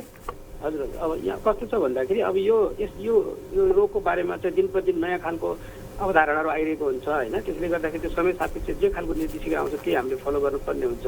अब अहिले चाहिँ कस्तो भन्छ भन्दाखेरि कोही व्यक्तिलाई कोभिड टेस्ट भइसकेको अवस्थामा, पोजिटिभ आएको अवस्थामा उसले 11औँ दिनदेखि चाहिँ प्रायः जस्तो सार्न सक्दैन, त्यसपछि त्यो निष्क्रिय हुन्छ भाइरस भन्ने एउटा मापदण्डले जस्तो पनि सिकेको कारणले गर्दाखेरि हामीले त्यसरी सर्दैन भन्ने चाहिँ अब अहिले चाहिँ त्यो आधारले भन्न चाहिँ सक्छौँ। फुलबारीको 2 जना चाहिँ आए एम्बुलेन्सबाट चाहिँ उहाँहरूलाई तपाईँहरूले भर्नै गरिदिनु भएन। एम्बुलेन्स चालकले चाहिँ के समथिङ ट्याब्लेट दियो, के दियो, कसरी खाने भन्ने कुरा पनि जानकारी छैन। आइसोलेसनमा अथवा होम क्वारेन्टिनमा गयो भने के अवस्था हुन्छ? धनगढी उपमहानगरपालिका वडा नम्बर 14 को बिरामीले चाहिँ कस्तो अवस्था भोगिराखेको छ यो त यहाँले भर्खरै सुनिसक्नुभयो। पहाडका कुरा, दूरदराजका कुरा, शिवनाथका मेललेखका कुराहरू के होलान् भन्ने कुरा चाहिँ नसोचिकनै कम्तीमा ती बिरामीहरूलाई त पोजिटिभ चाहिँ के भन्छ नेगेटिभ नहुँदासम्म राख्न सकिन्थ्यो होला नि। यहाँनिर चाहिँ गल्ती गर्नुभयो तपाईँहरूले। यो गल्ती गरेको चाहिँ मा तपाईँहरूलाई त्यस्तो महसुस भइराखेको छ कि छैन? गल्ती नै भएको कि कार्यविधिलाई नै हेर्ने भन्ने? अनि यस्तो अब त्यहाँ हाम्रो जो चिकित्सक, मेडिकल अफिसर अथवा विशेषज्ञहरू ड्युटीमा हुन्छन्, उहाँहरूलाई पनि यसबारेमा डिटेलमा सबै थाहा छ र उहाँले पनि त्यो काम गर्ने हो। यहाँले अहिले प्रश्न उठाउनुभयो 2 जनालाई फर्कायो भन्ने कुरा। उहाँहरूको पनि 14 दिन कटिसकेको रहेछ भन्ने कुरा चाहिँ मैले पछि जानकारी पाएँ होइन। अब त्यति डिटेल उहाँको ड्युटीको डाक्टर साहबहरूलाई सबै कुरा थाहा होला। त्यो भइसकेपछि अनि होम क्वारेन्टाइनमा नै बस्नु भन्ने खालको सल्लाह दिएर तर झरीका बीचमा मेललेख र शिवनाथ कसरी जालान्? त्यहाँको स्थानीय तहको प्रमुख, यहाँ चाहिँ प्रदेश सभाका सांसद त धनगढीमै उपलब्ध छन्। सम्बन्धित के अरे चाहिँ सांसदलाई समेत तपाईँहरूले समन्वय गरेर त्यो चाहिँ डिस्चार्ज गरेको भए यो विवादमा मुछियो। सेती प्रादेशिक अस्पताल कोरोना विशेष अस्पताल हो, विवादमा मुछियो तपाईँहरूको हिजोको यो निर्णयले गर्दाखेरि। निर्देशिकालाई पछ्याउनु भयो तर त्यसपछि त्यसको चाहिँ रिजल्ट के हुन्छ भन्ने तपाईँहरूले ख्याल गरिदिनु भएन। अब तपाईँहरूमाथि भरोसा उड्यो नि यो कुराले। होइन त्यसमा अलिकति अब हामीले समन्वय गर्न सकेनौँ, त्यसमा अलिकति हाम्रो कमजोरी भएकोलाई चाहिँ स्वीकार्छौँ त्यो पनि होइन। तर यो कस्तो भन्दाखेरि हामी अस्पतालले हाम्रो गर्ने काम एक ठाउँमा छ, त्यसपछि तिनीहरूलाई अरू समन्वय गरेर पुर्याउने बाटो, अरू अरू अरू सरकारवाला साथीहरूले पनि के अरे सहयोग गर्दै गयो अझै राम्रो हुन्थ्यो भन्ने कुरा हो। सहयोगै मागेन, सेती प्रादेशिक अस्पतालले खबरै गरेन भनेर स्थानीय तहको जनप्रतिनिधिले भनेको छ। खबर त कस्तो भन्दाखेरि डिस्चार्ज हुनको लागि त एक दिन अगाडि हाम्रो त्यहाँका सङ्क्रमितहरूलाई हामीले भनेकै थियौँ भोलि तपाईँहरू डिस्चार्ज हुने हो, 14 दिन पनि पुग्छ भनेर भनेकै थियौँ। अब सामान्यतया त्यसरी पहिला त हाम्रो प्र्याक्टिस त के थियो भन्दा थोरै बिरामीहरू हुन्थ्यो र हामी एम्बुलेन्सबाट सिधै पनि घरैमा पठाइदिन्थ्यौँ। अब अहिलेको सिचुएसनमा त यो केसहरू यसरी बढ्दै गयो भने अब त्यसपछिको बाटोलाई सम्हाल्नको लागि अरू निकायहरूले पनि हामीलाई सहयोग गर्न जरुरी छ भन्ने कुरा। बरु क्षमता वृद्धि गर्नुपर्छ भन्ने किसिमले चाहिँ तपाईँहरूले लबिङ गर्ने, हामी यो चाहिँ जोखिम हाम्रो टाउकोमा चाहिँ त्यो अवगाल ल्याउँदैनौँ भनेर चाहिँ भन्न सकिया भए चाहिँ स्वास्थ्य कर्मीहरू देवता हो, भगवान हो, उस्तै यो अहिलेको अवस्थामा तपाईँहरूलाई सताउनु हामीले पनि विभिन्न किसिमका प्रश्नहरू गरेर यसले चाहिँ नतिजा नराम्रो निक्लिन्छ भन्ने कुरा थाहा छ। मनोबल उच्च नै राख्नुपर्छ तपाईँहरूको भनेर हामीले पनि भन्नुपर्छ सबैले। तर यहाँनिर चाहिँ सेती प्रादेशिक सुदूरपश्चिमको एक मात्रै अब चाहिँ यो कोरोना विशेष अस्पतालले नै त्यस्तो गर्छ भने अब चाहिँ नि के गर्ने? अब स्वाब सङ्कलन पनि नहुने भएको छ 5 दिनसम्मको लागि, सम्भवतः थपिने अवस्था पनि नरहेको अवस्थामै यो गर्नु अब तपाईँले गल्ती भयो भन्ने कुरा त चाहिँ स्वीकार गरिसक्नु भएको छ। उहाँहरू चाहिँ अहिले चाहिँ अस्पतालमै हुनुहुन्छ र त्यो अब चाहिँ नेगेटिभ ननिक्लिँदासम्म अस्पतालमा बस्नुहुन्छ कि अब चाहिँ समन्वय गरेर चाहिँ गाउँतिर पठाउनुहुन्छ? अब नेगेटिभको त जाँचको त अहिलेको निर्देशिका अनुसारले फेरि हामीले गर्ने कुरै भएन। यसरी जाँच गर्छु भनेर राख्दै गयो भने त्यो अस्पताल पनि भरिहाल्ने हो। हाम्रो मुख्य उद्देश्य के हो भन्दाखेरि हजुर यति कुरा के बुझिदिनु पर्यो भन्दाखेरि सेती प्रादेशिक अस्पताल भनेको एउटा रिफरल अस्पताल हो। यहाँ हामीले साँच्चै नै कोभिडका अलि सङ्क्रमित भएर साँच्चै नै चिकित्सा भएका बिरामीहरूलाई राखेर उपचार गर्न पायो भने त्यो चाहिँ फलदायक हुन्छ। अब सामान्य पोजिटिभ मात्र आएका शङ्कास्पद पनि आएकालाई यसरी राख्दै सबै ठाउँमा जाने हो भने त यो अस्पतालले मुख्यतः कोभिडका बिरामीहरूले चाहिँ साँच्चै नै उपचार नपाउँछ। तर त्यो बिरामीले जस्तो समुदायमा गएर चाहिँ विभिन्न अब मानसिक कस्तो आउँछ तरङ्गहरू भन्ने कुरा जानकारी हुँदैन। सङ्क्रमण चाहिँ समुदाय देशमा भारत लगायतका देशहरू युरोपमा भएको जस्तो स्थिति आयो भने त्यसपछि त राम सत्य हो भन्नुभएको त केही विकल्प रहँदैन। यसमा सबै सरकारवालाहरूले चाहिँ यसमा चाहिँ सहयोग गर्नुपर्छ। मैले भनिरहेको फेरि पनि दोहोऱ्याउन चाहन्छु, हाम्रो जुन अस्पताल छ अस्पतालका स्वास्थ्य कर्मीहरू यसमा एकदम पोजिटिभ उसका साथ लागिरहेका छन्। यहाँहरूको पोजिटिभ सपोर्ट छ, त्यसको लागि पनि धेरै धेरै धन्यवाद दिन चाहन्छु। होइन हामी सानो एउटा युनिटमा थियौँ, अहिले धेरै ठुलो अस्पताल भइसकेका थियौँ। 250 बेडबाट कोरोना 50 300 भइहाल्यो। म्यान पावर त्यही नै छौँ हामी। एकदम तनावको वातावरणमा काम गरिरहनु पर्ने, धेरै पक्षहरूलाई चाहिँ म्यानेजमेन्ट गर्नुपर्ने भएको कारणले गर्दाखेरि अलिकति समन्वयको खाँचो अलिकति कहिले काहीँ ल्याप्सेस हुन सक्नेलाई हामी स्वीकार गर्छौँ। तर हामी काम गरिरहेका छौँ, हामीलाई हौसला नै चाहियो। होइन अब यसमा अरू सरकारवाला संस्थाहरूले पनि सहयोग चाहिँ गरिदिनु पर्यो भन्ने चाहिँ म आग्रह गर्न चाहन्छु। एउटा टोली नै बनाएर चाहिँ बिरामी डिस्चार्ज भएकालाई यसरी लाने, खानपिनको यसरी व्यवस्था गर्ने, यातायातको यसरी व्यवस्था गर्ने भन्ने खालको त्यो मल्टिसेक्टर टाइपको यसमा हामीसँग काम गर्यो भने राम्रो। सहकार्यको लागि कोही त्यस्ता आउन् भन्ने अपेक्षा चाहिँ यहाँ सेती प्रादेशिक अस्पतालले गरिराखेको छ। हजुर, जसरी खानापिनाहरूमा अरू ठाउँमा धेरै संस्थाहरूले सहयोग गर्नुभएको छ त्यसै गरी अस्पताललाई पनि एउटा होइन ल्याउने लैजानेदेखि लिएर अरू कुराहरू पनि सहयोगको पाटोमा गरिदियो भने चाहिँ त्यो अझै राम्रो हुन्छ जस्तो लाग्छ। अब यो हामीले कोभिडसँग अब बाँच्न सिक्नुपर्छ। होइन अब यो सबैजनाले मिलेरै काम गर्नुपर्ने अवस्था हुन्छ। त्यसैले अब यसमा एकअर्कालाई आक्षेप लगाउने भन्दा पनि हामी अगाडि बढिरहेका छौँ। होइन हामीलाई हौसला चाहियो, तपाईँहरूको सजेसनहरू पनि चाहियो। त्यसलाई ती कुराहरूलाई गरेर हामी फेरि आफ्नो केही सुधारहरू गर्नुपर्ने त्यो पनि गर्दै जाउँ होला। अब त्यति भन्न चाहन्छु। हवस्, समय दिनुभयो यसको लागि म धन्यवाद दिन चाहन्छु। उहाँ हुनुहुन्थ्यो सेती प्रादेशिक अस्पतालका मेसु डाक्टर हेमराज पाण्डे। यसपछि म सेती प्रादेशिक अस्पताल व्यवस्थापन समितिका अध्यक्ष दुर्गा प्रसाद जोशीसँग कुराकानी गर्न गइराखेँ। उहाँलाई मैले एउटा मात्रै प्रश्न गर्नेछु र एउटा प्रश्नको मात्रै जवाब उहाँबाट मैले खोज्नेछु। समन्वयको अभाव व्यवस्थापन समिति छ के का लागि हो? प्रादेशिक अस्पतालमा चिकित्सकहरूको दरबन्दी कम छ, त्यहाँ चाहिँ विभिन्न किसिमका उपकरणहरू कम छ, ठाउँ अभाव छ, यो त छँदैछ। तर बिरामीहरूलाई डिस्चार्ज गर्नु पूर्व सम्बन्धित स्थानीय तह अथवा त्यो चाहिँ हुन्छ नि समन्वय गर्ने काम व्यवस्थापन समितिले चाहिँ गरिदिएको भए चाहिँ सायद यो समस्या आउँदैन थियो कि भनेर मैले प्रश्न गर्नेछु उहाँसँग। उहाँको टेलिफोन चाहिँ उठ्यो भने मैले एउटा प्रश्न गर्नेछु। व्यवस्थापन समितिका अध्यक्ष दुर्गा प्रसाद जोशी हुनुहुन्छ, उहाँसँग मैले एउटा मात्रै प्रश्न गर्नेछु। यसरी अकस्मात डिस्चार्ज गर्नुपर्ने र त्यसपछि डिस्चार्ज भएका व्यक्तिहरूले झरीका बीचमा अलपत्र पर्नुपर्ने अवस्था किन आयो? यो व्यवस्थापकीय पक्ष हेर्छ कसले? मेसुले हेर्छन् अथवा स्वास्थ्य कर्मीले हेर्छन् अथवा प्रदेश सरकारले हेर्छ अथवा व्यवस्थापन समितिले हेर्छ? स्थानीय तह सम्बन्धित शिवनाथ गाउँपालिका मिल्लेक गाउँपालिकासम्म सँग अथवा प्रदेश सम्बन्धित चाहिँ निर्वाचन क्षेत्रका प्रदेशका सांसदहरू धनगढीमै हुनुहुन्छ, उहाँसँग समन्वय चाहिँ किन गर्न सकिएन भनेर म कुराकानी गर्नेछु। हामीसँग सेती प्रादेशिक अस्पताल व्यवस्थापन समितिका अध्यक्ष दुर्गा प्रसाद जोशी जोडिनु भएको छ। यहाँलाई नागरिक सवालमा हार्दिक स्वागत छ। नमस्कार। हजुर नमस्कार। हेलो, कसलाई भन्नु? म त बेटीको जोराल गाउँपालिका आएपछि हो त। ओहो, माफ गर्नु होला, तपाईँसँग कुराकानी गर्ने चाहिँ थिएन। अर्को जोशीजी भन्नुभयो। धन्यवाद यहाँलाई। म अर्को कुनै दिन चाहिँ जोडौँला, कृपया माफ गर्नु होला। या दुर्गा प्रसाद जोशी दुईजना हो। म प्राविधिक मित्रलाई म आफै फोन गर्छु, उहाँको टेलिफोन नम्बर रहेको छ। दुर्गा प्रसाद जोशी सेती प्रादेशिक अस्पतालका चाहिँ व्यवस्थापन समितिका अध्यक्ष हुनुहुन्छ। उहाँलाई म टेलिफोन सम्पर्कमा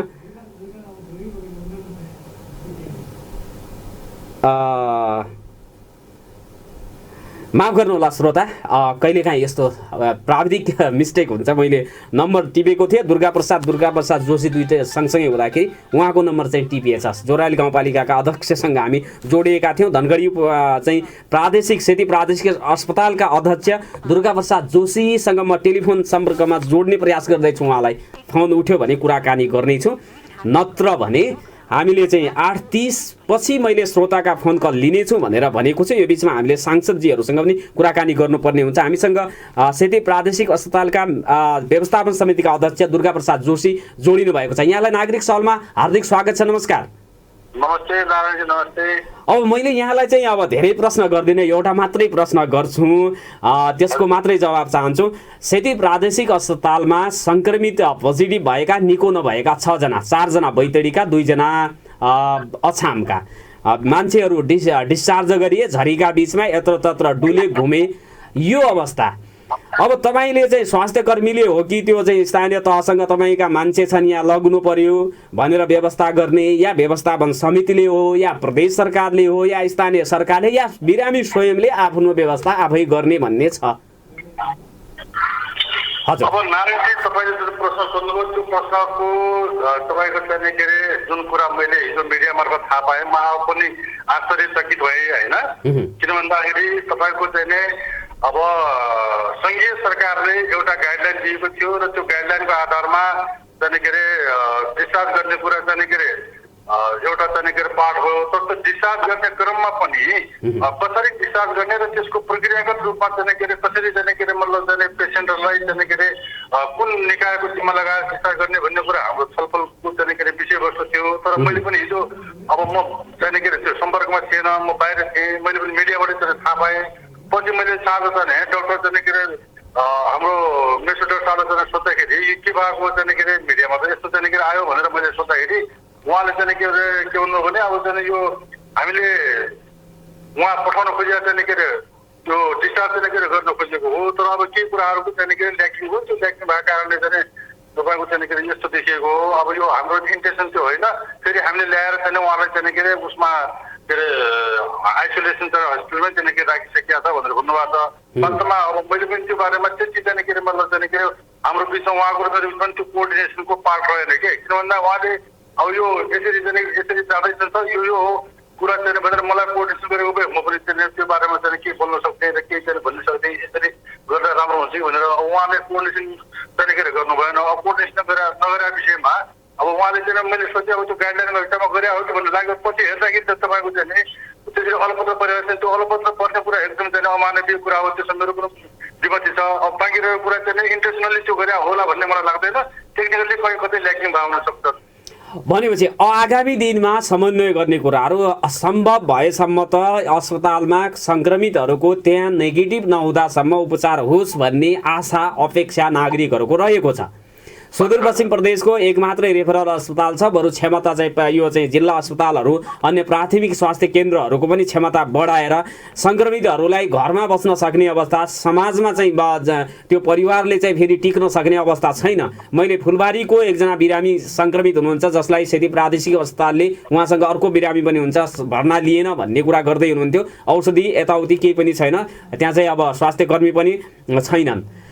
अब यस्तो अवस्था छ, धनगढीको बिरामीको यस्तो अवस्था छ, दूरदराजको मेललेकको शिवनाथ पञ्चेश्वरको चाहिँ बिरामी, खण्डेश्वरी अथवा सैपाल गाउँपालिका बझाङको बिरामीको स्थिति के होला भनेर अब सोच्ने कसले हो? सेती प्रादेशिक अस्पतालमा आएका बिरामीलाई त निको पारेरै पठाउन पर्ने दायित्व त हो नि। यसो कुरा के हो त भन्दाखेरि तपाईँको प्रश्नको जवाब कतातिर चाहिँ के अरे दिनुपर्ला जस्तो मलाई लाग्छ भन्दा यो इनिसियल स्टेजको कुरातिर यो प्रश्न मोडियो हो। तपाईँको प्रश्नसँग अत्यन्तै सहमत छु। कहाँनिर सहमत छु भन्दाखेरि हिजो हामी इनिसियल स्टेजमा जति हामीसँग 5 जना बिरामीहरू थिए, ती 5 जना बिरामीहरूलाई चाहिँ सेती प्रादेशिक अस्पतालले आफ्नो चाहिँ के अरे मतलब सम्पूर्ण चाहिँ के अरे मतलब तन्मन धन लिएर उहाँहरूको चाहिँ सेवा गर्यो। उहाँहरूलाई चाहिँ के अरे क्युरिङ गराएर चाहिँ के डिस्चार्ज गर्यो। त्यो कुरामा चाहिँ के अरे एकदमै चाहिँ के अरे मतलब सराहनीय पक्ष छ।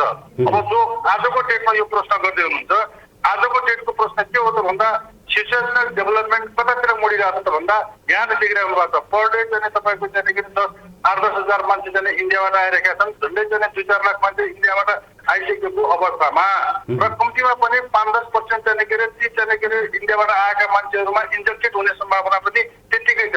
त्यसो भएको हुनाले अहिलेको हाम्रो स्ट्राटेजी र अहिलेको गभर्मेन्टको स्ट्राटेजी के हुन सक्छ त भन्दाखेरि तपाईँको चाहिँ नि अब इन्जेक्टेड पर्सन चाहिँ 2 प्रकारका हुन सक्छ। एउटा सिरियस चाहिँ इन्जेक्टेड पर्सन हुन सक्छ, एउटा नर्मल इन्जेक्टेड पर्सन हुन सक्छ। कसलाई बढी प्राथमिकता दिने भन्ने कुरामा अब सरकारले भर्खरै मात्रै एउटा चाहिँ के गाइडलाइन जारी गरेको छ त भन्दाखेरि नर्मल कन्डिसनमा रहेको जो चाहिँ के अरे पेसेन्ट छ ती पेसेन्टहरूलाई 14 बुँदाको गाइडलाइन दिएर तपाईँहरू चाहिँ के अरे यो 14 बुँदा फलो गर्नु होला र तपाईँ चाहिँ के अरे क्वारेन्टिनमा होम क्वारेन्टिनमा चाहिँ के अरे हजुर। अब यो निर्देशिकातिर यहाँ जानुभयो र निर्देशिकामा राखिएका ती 14 बुँदाहरूलाई परिपालन गर्न सक्ने क्षमता त्यो परिवारको त्यो व्यक्तिको छ कि छैन भन्ने कुराको ख्याल सरकारले काठमाडौँमा सिंहदरबारमा बसेर गर्न सकेन। त्यो अवस्था छैन नागरिकहरूका लागि र सुरुवातीदेखि नै यहाँ चाहिँ समस्या भएको छ, गल्ती त्रुटिहरू भएका छन्। सरकारले यो चाहिँ यो सम्भावित खतरालाई आकलन गर्न सकेन। अब यसको जवाब तपाईँसँग चाहिँ खोज्नु उपयुक्त हुँदैन। हामीले आगामी दिनमा जस्तो अब आएका व्यक्तिहरू चाहिँ जो चाहिँ छन्, जो हिजो मात्रै पनि फिर्ता भएर गएका छन्, उनीहरूलाई डिस्चार्ज गर्ने कुरामा त अब तपाईँहरू चाहिँ अब त्यो गल्ती चाहिँ दोहोऱ्याउनुहुन्न होला नि।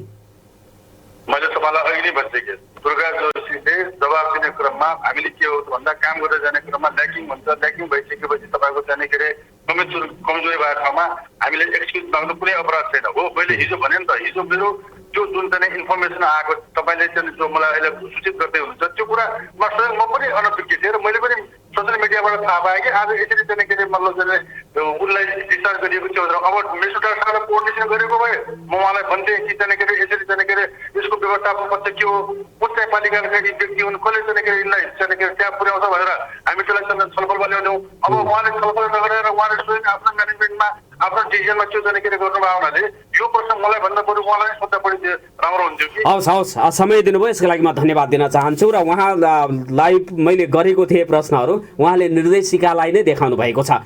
यस विषयमा कुराकानी गर्नको लागि प्राविधिक मित्र 8:30 पछि हामी चाहिँ श्रोताका फोन कल लिनेछौँ भनेको छु। त्योभन्दा अगाडि मैले यो बैतडीबाट निर्वाचित हुनुभएका लीलाधर भट्ट हुनुहुन्छ सांसद, उहाँसँग कुराकानी गर्ने भन्ने निधो गरेँ मैले। उहाँसँग कुराकानी गरेँ हालौँ र उहाँको निर्वाचन क्षेत्र शिवनाथकै 4 जना हुनुहुन्थ्यो। 4 जना लखर चाहिँ सडकमा हिँडे अनि सङ्क्रमित चाहिँ सबै बैतडीकै छन्, त्यहाँ उहाँको निर्वाचन क्षेत्रकै छन्।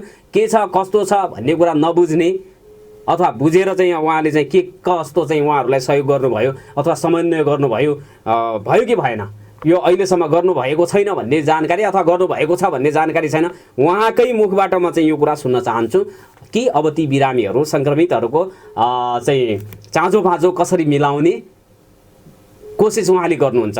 उहाँको टेलिफोन सम्पर्क नम्बर 2टा रहेको छ।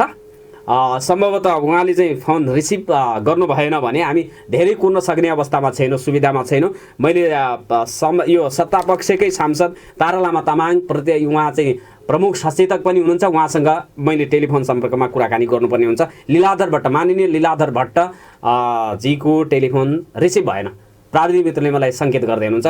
उहाँको निर्वाचन क्षेत्र नम्बर यो बैतडीको ख, उहाँ चाहिँ खबाट निर्वाचित हो र ख अन्तर्गतै यो शिवनाथ पञ्चेश्वर मेलौली त्यसपछि दशचन्द नगरपालिका दोगडा केदार गाउँपालिका पर्दछन् र त्यहाँबाट चाहिँ उहाँ निर्वाचित हो। तारालामा तामाङजीको चाहिँ बिजी रहेको अवस्था छ। यसपछि म माननीय कर्ण मल्लसँग टेलिफोन सम्पर्कमा उहाँलाई जोड्नको लागि मैले प्राविधिक मित्रलाई अनुरोध गर्दछु। उहाँसँग मैले छोटो कुराकानी गर्नेछु। सत्तापक्षसँग सोध्नुपर्ने हो, प्रतिपक्षसँग। हजुर, मलाई सङ्केत गर्दै हुनुहुन्छ प्राविधिक मित्रले कसलाई जोड्नुभयो। अब त्यो म उहाँको तारालामा तामाङ माननीय सांसद हामीसँग जोडिनु भएको छ। यहाँलाई नागरिक सवालमा हार्दिक स्वागत छ। हजुर नमस्कार। नमस्कार मान्यज्यू। यो चाहिँ अब हिजो मात्रै मुख्यमन्त्रीजीले सरकार दगुर छ भनेर चाहिँ उद्घोष गर्नुभयो। दगुरेको चाहिँ देखियो, सङ्क्रमितहरूलाई रोडमा चाहिँ छोडियो। यही हो सरकारको दगुराई? अब त्यो दगुर्ने भन्ने कुरालाई तपाईँहरूले कुन अर्थमा लिनुभयो थाहा भएन। अब यसरी नै सङ्क्रमितहरू छोडिए, स्वाब सङ्कलन गर्न रोक्नुहोस् भन्ने कुरा भनिए, यही हो कि दगुराई भन्ने प्रश्न सामाजिक सञ्जालमा मान्छेहरूले भने, त्यही कुरा तपाईँलाई सोध्दैछु। मान्छेहरूले भन्ने कुरो हो कि अब तयारी गर्नु पर्यो नि त दौड्नलाई। एकैचोटि भन्ने बित्तिकै त दौड्दैन होला नि त हजुर। अब दौड्नको लागि 3 महिना 4 महिना भइहाल्यो, होइन प्रगति जस्ताको त्यस्तै छ। काम गराएको स्पिड बढाउनु पर्छ, त्यो सबै सांसदहरूको भावना हो। काम गराएको स्पिड बढेन, बरु काम कसरी गर्दा सजिलो हुन्छ भनेर त्यस्तो चाहिँ माथि केन्द्रदेखि तलसम्म त्यही देखियो।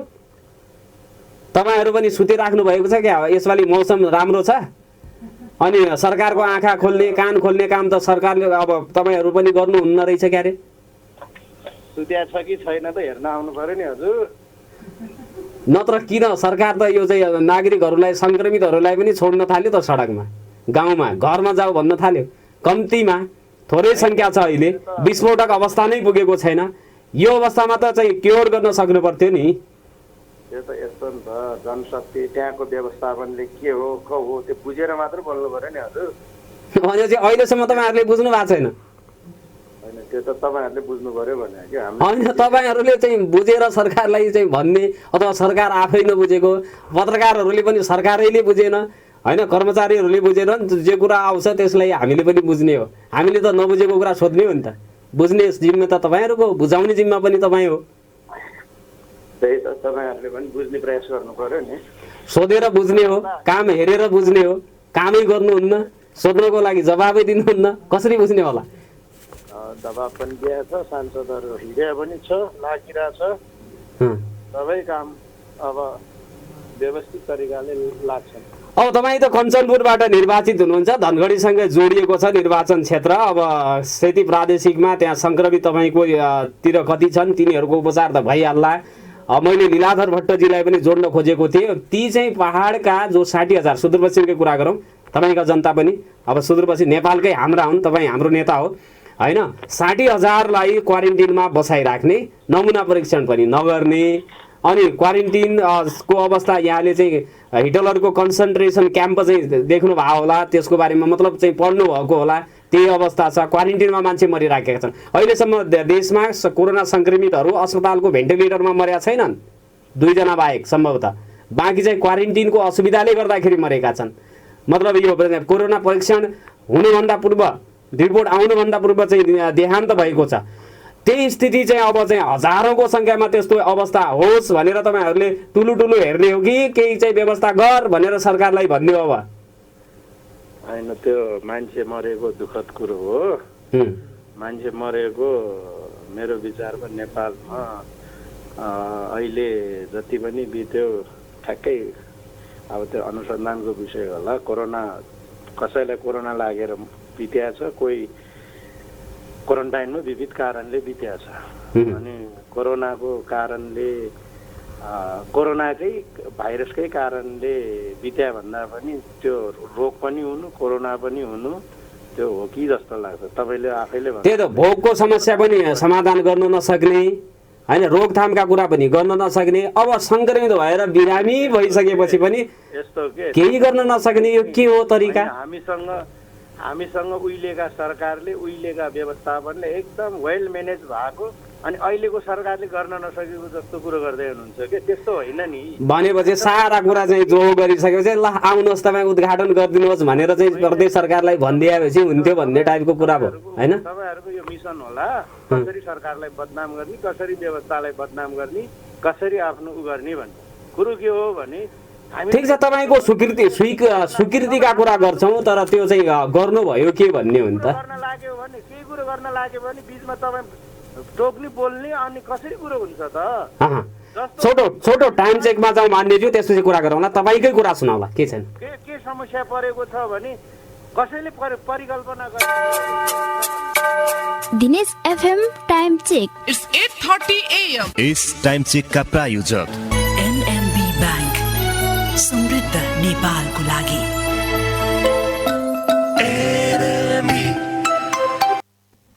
हजुर मान्यज्यू, अनि पहिले यस्तो थियो र यस्तो आउँछ भन्ने थिएन नि त। हिजो तपाईँ कोरोना लाग्दाखेरि हिजोको के अरे यो कोरोनाको चेक गर्नको लागि हामी भङ्गङ पठाउनु पर्थ्यो हिजो। अब हामीलाई त के भयो भने यसको व्यवस्थापन पनि गर्नु छ। नयाँ सङ्क्रमण भयो, हामीलाई यसलाई कसरी व्यवस्थापन गर्ने, अनि त्यो व्यवस्थापन मात्र हामीसँग स्रोत साधन पनि जुटाउनु छ। सबै काम गरिरहँदाखेरि ठ्याक्कै भनेको जस्तो तयारी अवस्थामा भएको गाडी चलाएर गएको जस्तो त होइन नि त। तयारी गर्नु पर्यो, केही कमी एउटा कुरा मान्यज्यू, मैले अनुरोध गरेँ यहाँलाई, यही बिचमा मैले एउटा प्रश्न गरेँ भनेर सुझाव दिने कि अनि त्यही कमी कमजोरीले हानै गर्ने के थियो र योभन्दा पहिला? अब हाने गर्दाखेरि त तपाईँहरू सुध्रिनुहुन्न होइन। सरकारले नबनाओ, हामीले प्रश्नै नगरिदिएपछि तपाईँहरू त मस्त सुत्नुहुन्छ भन्ने पनि लाग्छ नि। सरकारहरू लागिरहेछ, राजनैतिक दलहरू सबै लागिरहेछ, पत्र पत्रिकामा काम गर्ने सबै पत्रकार साथीहरू लागिराखेको छ। केही साथीहरूको अथवा केही व्यक्तिको चाहिँ कहीँ मिस्टेक भयो केही भयो भने त्यो मात्र भनेर हिँड्ने जस्तो पहिले नै स्रोत साधन सम्पन्न भएको ठाउँमा हाम्रो गरेको जस्तो। अहिले त हामीलाई त्यो समस्या छ नि त। हामीले स्रोत साधन मान्यज्यू भनेको जस्तो जति स्रोत साधन छ त्यसलाई सदुपयोग गरेर अगाडि बढ्नु पर्थ्यो। मान्यज्यू, मैले एउटा अनुरोध गरेँ यहाँलाई मेरो प्रश्न सुनिदिनको लागि। सुतिराखेको जस्तो गरेर त्यस्तो चाहिँ होइन। सुदूरपश्चिमको प्रदेश सरकारले भारतबाट आउनेहरूलाई सम्बन्धित स्थानीय तहसम्म पुर्याउने व्यवस्था गर्नेछ भन्ने निर्णय मन्त्री परिषदको कार्यान्वयन भयो। ल, त्यो प्रयोगशाला स्थापना गर्न समय लाग्यो, उपकरण विदेशबाट मगाउनुपर्छ, लकडाउन छ, समस्या भयो होला। त्यो निर्णय कार्यान्वयन गर्न गौरीफन्टा र गड्डा चौकीबाट आएका नागरिकहरूलाई सुदूरपश्चिम प्रदेश सरकारले तिनीहरूको स्थानीय तहमा पुर्याएछ सुरक्षित ढङ्गले। स्थानीय सरकारले त्यो काम गरिरहेछ। प्रदेश सरकारले मैले गर्छु भनेर मन्त्री परिषदबाट निर्णय भएको छ, त्यसको जानकारी त तपाईँलाई होला। त्यो त व्यवस्थापन गरिरहँदा व्यवस्थापनको कुरो गरिरहँदा आउनु पर्यो। सरकारले केही दिन रोकेर त्यो निर्णय कार्यान्वयन गर्न के गर्यो भन्नु न। कुन स्थानीय तहमा कति चाहिँ जनालाई पठायो, जानकारी छ? होइन, त्यो त मैले भने नि त। अनि निर्णय एकातिर गर्ने, त्यो निर्णय कार्यान्वयन किन भयो भनेर चाहिँ भन्दाखेरि तपाईँहरू चाहिँ सरकारलाई बदनाम, व्यवस्थालाई बदनाम गर्दै हिँड्नुहुन्छ भने हामीले बदनाम गर्ने होइन, आफै बदनाम भइरहेछ। मैले भने नि त केही कमी कमजोरी भएको छ, एकदम कम्प्लिटली एकदम वेल काम गरेको छ त। तपाईँको सदनमै हाम्रा सांसदहरूले उठाएको छ। तर तपाईँको जुन भनाइ छ नि कामै नगरेको खत्तमै भयो भन्ने पाराले 81 भन्नु त भएन नि त। त्यही त, त्यो निर्णय कार्यान्वयन कहाँनिर भयो? तपाईँको तपाईँले प्रश्न गर्दा कुनै ठाउँमा जङसिलिप हुन सक्छ, अनि त्यसको मतलब पुरै पत्रकारिता खत्तम, पुरै यो हाम्रो दिनेश एफएम खत्तम भन्न त मिलेन नि त। लागिरहेछ, तपाईँहरू पनि काम गरिरहेछ, कहिलेकाहीँ मिस्टेक हुन सक्छ। सरकारको पनि कहिलेकाहीँ काम गर्ने तौर तरिका नमिलेको हुन सक्छ। सरकारले पनि कहिलेकाहीँ सरकारको वेल पर्फर्मेन्स कुन कुरामा देखियो? ल, कोरोनाकै विषयमा आउँ। तपाईँलाई कुन कुरामा लागेन भन्नु पर्यो नि त। त्यही मैले निर्णय स्थानीय तह के अरे भारतबाट आउने नागरिकहरूलाई सम्बन्धित स्थानीय तहमा पठाउने व्यवस्था प्रदेश सरकारले गर्नेछ भन्ने निर्णय कहाँनिर कार्यान्वयन भयो? संक्रमित भएका डिस्चार्ज भएकाहरूलाई पनि सम्बन्धित स्थानीय तहमा पुर्याउन सकिएन, उनीहरू बजारमा लखर हिँडे, फेरि अस्पतालमै जानुपर्ने अवस्था आयो। सुरुमा सरकारले पठाउन खोजेकै हो, सरकारको आफ्नो बस थिएन। सरकारको आफ्नो बस नभएपछि व्यवसायीहरूलाई अनुरोध गर्यो, व्यवसायीहरूले सुरुमा पठाउनु पनि भयो। व्यवसायीहरूले नगद पैसा नपाएपछि व्यवसायीहरूले जान मानेन, अनि व्यवसायीहरूले नमानेपछि यो कुरो भइरहँदा पछि जनता कहीँ जनता आफै तिरेर जानुभयो, कहीँ स्थानीय तहले व्यवस्थापन गर्नुभयो। अनि अर्को कुरो, अनि सरकारले त्रिलोचन भट्टले अथवा पठान सिंह बोहरा उहाँहरू भनेको राजनीतिक व्यक्ति हो, काम यस्तो गर्ने भन्यो। उहाँहरूको स्पिरिटमा कर्मचारीहरूले ल यसरी गर्न सकिन्छ भने उनीहरू कागज र यो मिलेन भन्ने काममा लाग्दाखेरि टाइम धर्कियो। कागज मिलाउने नियम मिलेन भने त्यसलाई मिलाउने जिम्मेमा तपाईँ विधायक हो, कानुन चाहिँ संशोधन गर्न सक्नुहुन्छ, सरकारले गर्न सक्छ, त्यो निर्देशिका जारी गर्न सक्छ, आपतकालीन अवस्थामा गर्न सक्छ, त्यो पनि गर्न नगर्ने त्यो त तपाईँले पो गर्न सक्छ भन्ने हो। तपाईँ त्यही मन्त्रीमा भएको भए थाहा हुन्थ्यो नि त बिचरा कस्तो हुन्छ भनेपछि गाह्रो छ। अब यहाँनिर चैत 11 गते लकडाउन भएको हो, जेठमा मान्छेहरू चैत र वैशाख 2 महिनाको समय थियो, भारतबाट यति ठुलो सङ्ख्यामा आउँछ भन्ने जानकारी थियो। ठ्याक्कै त्यो स्पिडमा हिँड्नु पर्यो।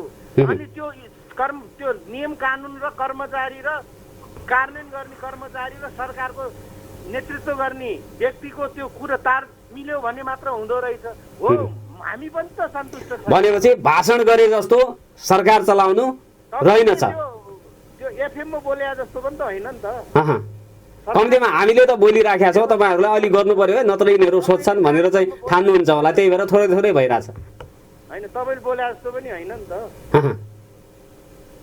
त्यसै निकै गाह्रो छ, यो चाहिँ गाह्रो छ।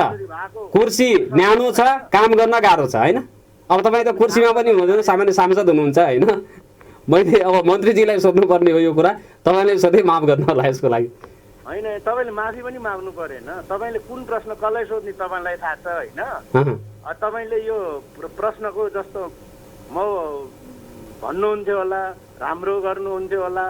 मैले भन्न खोजेको के हो भने कमी कमजोरी भएको छ, तर त्यो कमी कमजोरीलाई मात्र इङ्गित गरेर यस्तो गर्न सकिन्थ्यो, उस्तो गर्न सकिन्थ्यो। ल हामीले चाहिँ यस्तो गर्नुहोस्, मेरै कार्यक्रमबाट लकडाउन भएको दोस्रो दिनदेखि 1.5 घण्टा कुरा गरेको छु, भारतबाट प्रवासीहरूसँग कुराकानी गरेको छु। उहाँहरूले भनेका कुराहरू चाहिँ रिमाइन्ड चाहिँ तपाईँले कतिको सुन्नुहुन्थ्यो, फुर्सद के छ म त्यो चाहिँ त कति सुन्नुहुन्छ भनेर सोध्न चाहन्न। उहाँहरूले आउँछौँ, यतिजना छौँ, यस्तो छ अवस्था, आउने तयारी छ भन्ने कुरा गरेको थिएँ। 1.5 महिना मैले जेठसम्ममा उहाँहरूसँग कुराकानी गरेँ। चैतको 11 देखि वैशाखको 31 गतेसम्म मैले त्यो कुरा गरेको छु। आउने सङ्ख्या यति आउँछ है भनेर भनेको सुन्नु भएन। सुरुदेखि खटिराख्नु भएको छ, मिडियाका एफएमका अनलाइनका सबै साथीहरूले खटिराख्नु भएको छ, यसको सूचित गरिराख्नु भएको छ। धेरै कुरो त हामीले पनि तपाईँहरूबाट थाहा पाएका छौँ। धेरै तपाईँहरूको जस्तै हाम्रा साथीहरूबाट अथवा हामी सांसदहरू, राजनीतिक दल अथवा जनप्रतिनिधिहरूको कुराहरू तपाईँले सुन्नु भएको छ होइन। त्यही सबैको सुनेर के कुरा गर्ने त त्यो सरकारले फलोअप गर्नुपर्छ, त्यसमा हामी लागिराखेका छौँ। जस्तो बिरामी, सङ्क्रमित बिरामीले औषधि समेत पाएको छैन, उसको बारेमा सोधी खोजी सरकारी तौरबाट स्वास्थ्य कर्मीहरू गएका छैनन् भन्ने कुराहरू पनि आयो। कालमा केही पनि नगरेको जस्तो गरेर तपाईँहरूले पनि सम्प्रेषण गर्नु भएन। यो त गरेको, तर यहाँनिर यो पुगेन है भनियो भने काम गर्न अलि सजग हुन्छ के गरिराखेला। मैले हो सुदूरपश्चिम सरकारले प्रयोगशाला स्थापना गर्ने निर्णय गरेको हो, यो निर्णय एकदम राम्रो छ, स्वागतयोग्य निर्णय हो भनेर हिजोदेखि भनेको, आज पनि भन्दैछौँ, तर चाहिँ स्थापना भएको छैन। विदेशबाट आउनेलाई सम्बन्धित स्थानीय तहमा पुर्याउने निर्णय प्रदेश सरकारको मन्त्री परिषदले गरेको, यो राम्रो निर्णय हो, तर यो कार्यान्वयन भएन। यो त सोध्नु पर्यो कसको कारणले भएन, के कारणले भएन। तपाईँहरू जस्तो खोज पत्रिका गर्ने पत्रकारहरूले त ल्याउनु पर्यो नि त कुरो। हाम्रो देशमा के भने बमोजिम ठ्याक्कै सामान पाउँछ र, अनि नेपालमा मात्र लाग्यो हो र यो अन्त पनि लागेको छ। तपाईँले सुन्नुभयो होला हाम्रो मन्त्रीज्यूहरूको कुरो। केही गर्यो सिधै लिएर आऊँ, त्यहाँ व्यापक गुनासोको कुरा आउने, प्रक्रिया मिलाएर ल्याएर ठ्याक्क राखेको सामान अर्को देशले बढी पैसा तिरेर लगिदिने भनेर त मन्त्रीहरूले भनिराखेकै छ पहिले। अहिले पनि त्यो काममा लागिराखेको छ। तपाईँ केही सामानहरूको हाम्रो सामाजिक मन्त्रालयले आह्वान गरेको सामानहरू मान्छेले के अरे त्यो टेन्डरै हालेन। त्यो त समस्या छ नि त, के हो कसो हो। अनि ल्याउँछु भनेर सामान त हाम्रोमा पनि हुनु पर्यो। प्रयास गरिराखेको छ, हो ढिलो भएको छ, त्यसमा हामीले पनि त सदनमा उठाए, हाम्रा सांसदहरूले पनि उठाए। कम्तीमा यहाँलाई एउटा अनुरोध गर्न चाहन्छु अन्तमा, कम्तीमा यो चाहिँ यो PCR टेस्ट गर्ने मसिन जुन चाहिँ सेती प्रादेशिक अस्पतालको उसमा यो पशुपक्षी विकास अन्वेषण कार्य यो चाहिँ अफिसमा चाहिँ स्थापना भएको छ, त्यसमा अर्को मेसिन र केही जनशक्ति थप्यो भने हाम्रो चाहिँ 300 लगभग यस्तो चाहिँ 600 दिनको चाहिँ नमुना सङ्कलन गरेर परीक्षण गर्ने अवस्था ल्याउन त सकिन्थ्यो, त्यो पनि गर्नु भएन। सरकारले गर्न सकेन भन्ने छ नि। भन्नु पर्यो नि त। तपाईँको फोन आउनु पूर्व म केन्द्रको मन्त्रीजीसँग कुरो गर्दैछु यही सम्बन्धीमा। तपाईँहरूले त मलाई यस्तो फोन गर्छु भन्ने भन्नुभएको थिएन। धन्न उहाँ त्यो केही बेला परेर बिजी हुन्थ्यो र तारालाई मैले फोन उठाएन भन्नुहुन्थ्यो। तपाईँ त मलाई पूर्व जानकारी दिएन। तैपनि मैले केन्द्रको मन्त्रीजीसँग कुरो गरेको छु। मन्त्रीजी आफै पनि केही समयको लागि भए पनि आउँछु भन्नुभएको छ। अनि यहाँ के अरे सामानहरू माथि किन भइरहेको छैन भने जस्तै त हो नि त। पहिले सङ्क्रमण धेरै देखियो, केन्द्रको ध्यान पुग्यो, बिचमा हाम्रो अलिकति रोकेपछि केन्द्रले पनि केन्द्रको ध्यान पनि अन्त डाइभर्ट भयो। अहिले तपाईँ सुदूरपश्चिम र कर्णाली प्रदेशमा अब भयावह स्थिति आउँछ भनेर मैले भनेको छु। किनभने हाम्रो देशमा के अरे खास गरी भारतबाट हाम्रा दाजुभाइ दिदीबहिनीहरू बसेको छ। हामीले जुन तरिकाले सुरुदेखि बोर्डरमा व्यवस्थापन गर्नु पर्थ्यो हामीले त्यो आँखालाई नै गर्न सकेनौँ हाम्रा मान्छेले। जबकि अनि मान्यज्यू त्यसपछि अब यो सुरुमा थोरै सङ्क्रमित थिए, पोजिटिभ नेगेटिभ नआउँदा आउँदै पनि पठायो। अब त्यसपछि त्यसले त समुदायमा सल्कायो, त्यो पनि थाहा भएन। हामीलाई क्षमा गर्नुहोला, माफ माग्छौँ भनेर भन्नुपर्ने दिन आउला अर्को पटक तपाईँले। कोरोनाको सन्दर्भमा भाइरसको सन्दर्भमा PCR गर्ने कि RTT गर्ने कि के हो कसो हो, म स्वास्थ्यकर्मी, म एकदम त्यसको ज्ञाता नभएकोले त्यसको बारेमा मलाई थाहा छैन। हवस् मान्यज्यू, समय दिनुभयो यसको लागि म धन्यवाद दिन चाहन्छु। त्यो स्वास्थ्यकर्मीले गर्ने कुरो हो। अब तपाईँ कुरो आउन थाल्यो भने तपाईँले त्यही भन्नुहुन्छ, मलाई थाहा थियो। यहाँले चाहिँ समय दिनुभयो यसको लागि म धन्यवाद दिन चाहन्छु। हाम्रो निर्धारित समय सिद्धिन आँटेको छ। मैले श्रोताहरूका टेलिफोन कल पनि लिनेछु भनेर भनेको छु। मैले चाहिँ लीलाधर भट्ट माननीय सांसद हुनुहुन्थ्यो, उहाँलाई सम्पर्क गर्न खोजेको, त्यसमा हामीले चाहिँ गर्न सकेनौँ। कर्ण मल्ल त गोविन्दराज बोहरा नेपाली काङ्ग्रेसको तर्फबाट पनि उहाँलाई चाहिँ मैले जोड्न प्रयास गरेको थिएँ। हाम्रो टेलिफोन आएको छ श्रोताहरूको, त्यो टेलिफोनलाई मैले रेस्पोन्स गर्नुपर्ने हुन्छ। प्राविधिक मित्रले कुराकानी गर्दै हुनुहुन्छ। 091 410 216 को लाइनमा यहाँहरूले फोन गरेर यो विषय आज बहस भएका विषयहरूमा केही कुरा भन्न सक्नुहुनेछ। मैले तपाईँहरूको टेलिफोनको प्रतीक्षा गरिराखेको छु। 091 410 216 को लाइन यहाँहरूको लागि खुला रहेको छ। श्रोताहरू तपाईँहरू फोन गर्न सक्नुहुनेछ। 091 410 216 एउटा फोन आएको छ। यहाँलाई नागरिक सहरमा हार्दिक स्वागत छ। नमस्कार, कहाँदेखि को बोल्दै हुनुहुन्छ? नमस्ते नारायणजी, म उत्तर बिहानीबाट सिद्धराज पनेरू बोल्दैछु। हजुर, यहाँलाई स्वागत छ। के भन्न चाहनुहुन्छ कृपया मैले भन्न अनुरोध गरेँ। धन्यवाद। मैले अहिले भर्खरै 14 नम्बर वडाका सङ्क्रमितको एकदम पीडा सुने, साह्रै नै दुःख लाग्यो होइन।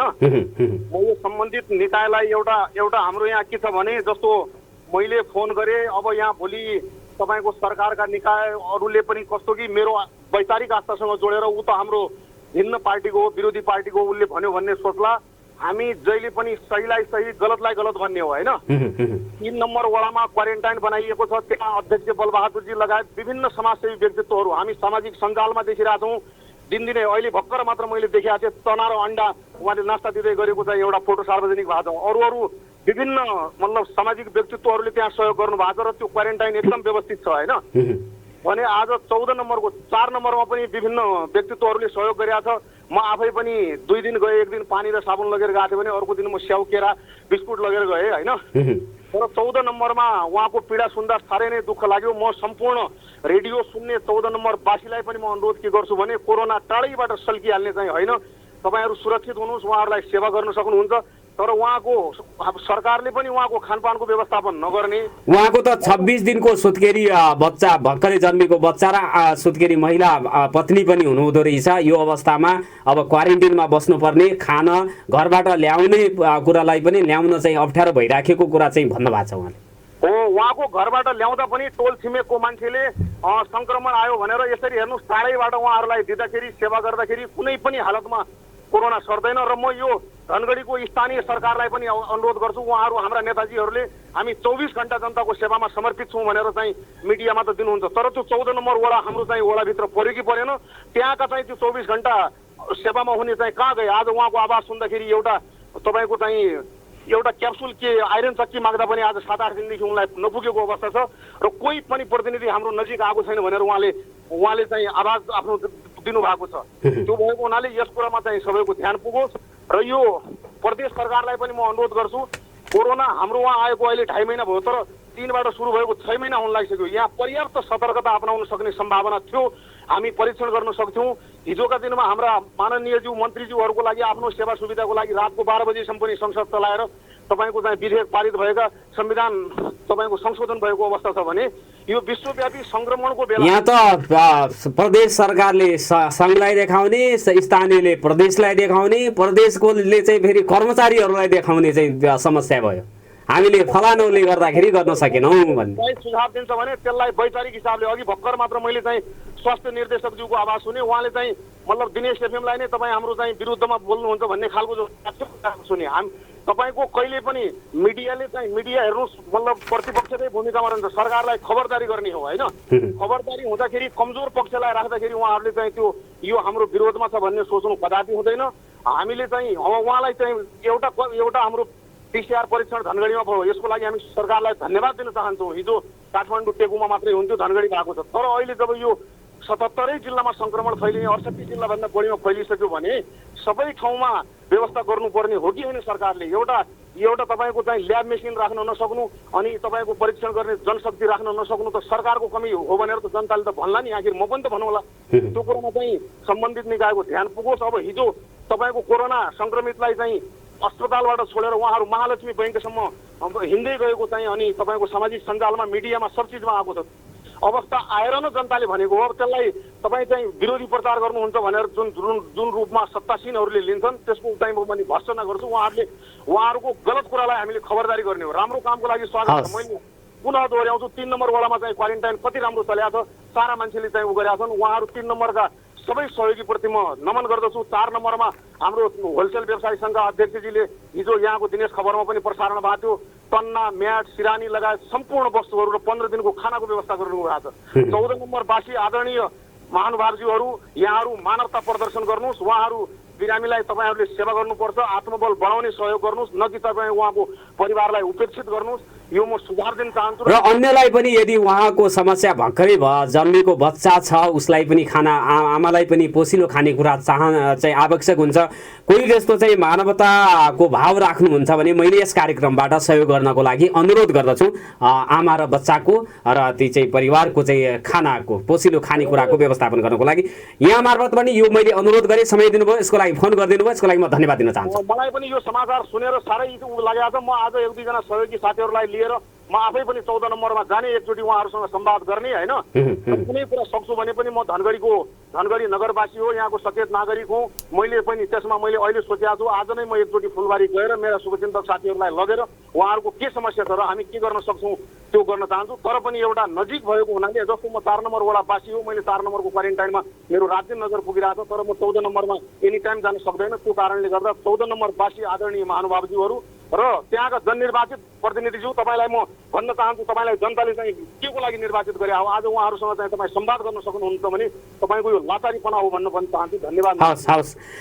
आदरणीय श्रोता, सिद्धराज पनिर हुनुहुन्थ्यो, धनगढी उपमहानगरपालिका वडा नम्बर 4बाट फोन गर्नुभएको थियो र यसपछि पनि तपाईँहरूको फोन कलको प्रतीक्षा गरेको छ। अर्को फोन कल आइसकेको छ। यहाँलाई नागरिक सभामा हार्दिक स्वागत छ। नमस्कार, कहाँदेखि को बोल्दै हुनुहुन्छ?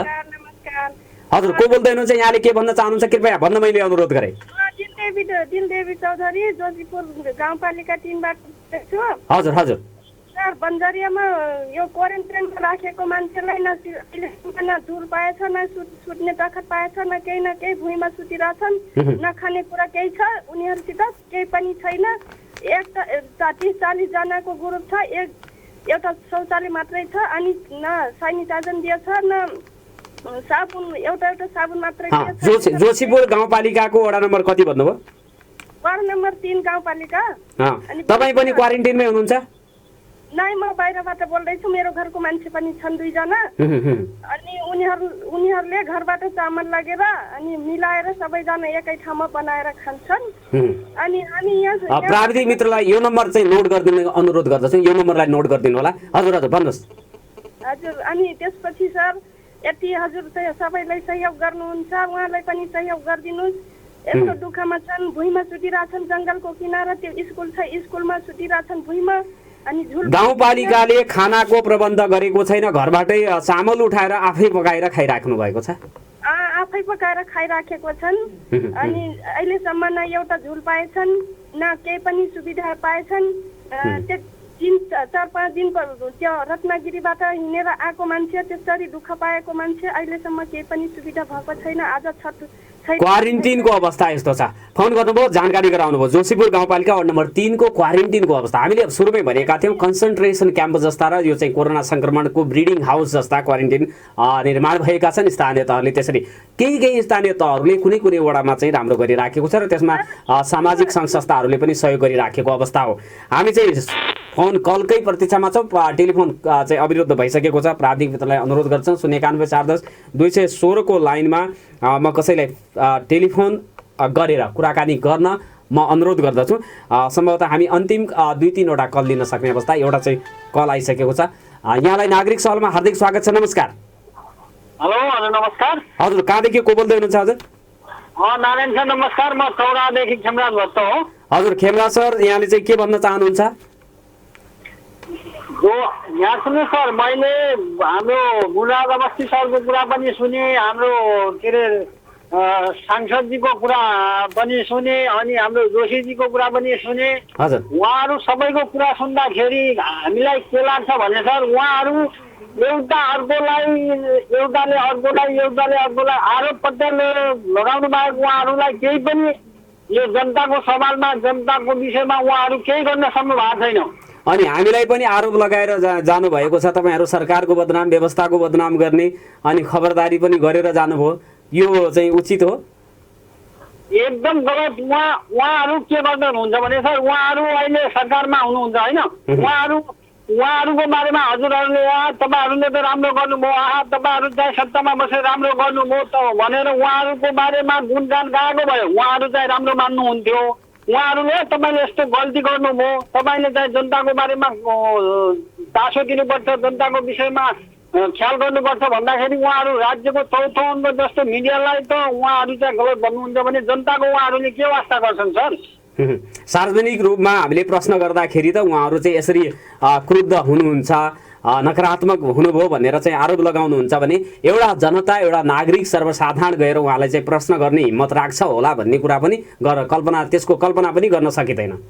एकदमै सर, एकदमै। म एउटा कुरा के भन्न चाहन्छु भने बझाङ जिल्ला थलारा गाउँपालिका वार्ड नम्बर 8 मा 19 जना क्वारेन्टाइनमा बसेका छन् होइन। उनीहरू हाम्रो नेपाल सरकारको मापदण्ड अनुसार अथवा स्थानीय सरकारको मापदण्ड अनुसार 14 दिन क्वारेन्टाइनमा बसेपछि चाहिँ उनीहरूको चेक जाँच गरेर रिपोर्ट पोजिटिभ नेगेटिभ जे भयो भने चेक गरेर ऊ गर्ने अनि घर पठाउने भन्ने थियो। अहिलेसम्म उनीहरूलाई 19 दिन हुँदासम्म पनि त्यहाँ चेक भइरहेको छैन। उनीहरूलाई त्यहाँ बत्तीको व्यवस्था छैन, केही छैन भने यो सरकारको यस्तो सुदूरपश्चिम सरकारको यस्तो लाचारपन यो देखेर त जनताले अब चाहिँ काट्नुपर्ने अवस्था आइसक्यो के सर? यहाँको चाहिँ सुझावको लागि, यहाँको चाहिँ समर्थन, कम्प्लिमेन्टको लागि म हार्दिक धन्यवाद दिन चाहन्छु यहाँलाई। हस् सर, धन्यवाद। खेमराज भट्ट चौराबाट हुनुहुन्थ्यो, उहाँले फोन गर्नुभएको छ र नाम अनुरूपको काम हुँदैछ। 60,000 सङ्क्रमित क्वारेन्टिनमा बसेका छन्। त्यो चाहिँ अब हल्ट गर्नुहोस् भनेर चाहिँ भनेको छ। नाम पनि सुदूरपश्चिम, काम पनि सुदूरपश्चिम। सुदूरपश्चिमको अवस्था 60,000 क्वारेन्टिनमा छन्। नमुना सङ्कलन गर्ने काम 5 दिनका लागि रोकिएको छ र सङ्घीय सरकारले नै निर्देशिका जारी गरेर 14 दिन क्वारेन्टिनमा बसाएर घर पठाउने बिरामीलाई भनेर भनिसकेको अवस्था छ। यसको मतलब अप्रत्यक्ष रूपमा सरकारले हात खडा गरिराखिसकेको अवस्था हो। तपाईँहरू जहाँ हुनुहुन्छ त्यहाँ सुरक्षित रहनु प्रयास गर्नुहोला। कोरोना भइहाल्यो भने अब तपाईँलाई कस्तो छ के छ भनेर चाहिँ सोधिहाल्नेवाला सरकार चाहिँ छैन। तसर्थ आफ्नो सुरक्षा आफै गरौँ। अब यो भौतिक दूरी लगायतका चाहिँ अब जे जस्तो छ सेनिटाइजरहरू, मास्क लगाउने, समुदायमा अन्तर्घुलन हुने काम चाहिँ कम गर्ने, दूरी कायम गरेर तपाईँहरू चाहिँ सुरक्षित बस्न सक्नुभयो भने यसैमा तपाईँको भलो छ। नत्र राज्यले गर्ला, सरकार छ, अस्पतालहरू छन्, त्यहाँ मैले उपचार पाइहाल्छु भन्ने कुरा सोच्नुभयो भने यो चाहिँ एकदम यसको चाहिँ नतिजा एकदमै नराम्रो हुनेछ। क्वारेन्टिनमा 60,000 नागरिकहरू रहेको छन्। अब गण्डकी यो कर्णाली प्रदेशमा त कसम खुवाएर चाहिँ घर पठाइने काम हुँदैछ भन्ने कुरा आएको छ। कार्यविधि आफू अनुकूल चाहिँ परिवर्तन गर्न सक्ने सरकार छ। प्रदेश सरकार, सङ्घीय सरकार, स्थानीय सरकारले कार्यविधि आफू अनुकूल गर्छ। तर त्यो कार्यविधि चाहिँ परिवर्तन गरेर, कानुन परिवर्तन गरेर नागरिकहरूका लागि सामग्री, स्वास्थ्य सामग्री खरिद गर्ने कुराहरू लगायत चाहिँ अस्पताल चाहिँ स्थापना गर्ने कुरामा चाहिँ उहाँहरूको ध्यान आकर्षण चाहिँ हुँदैन।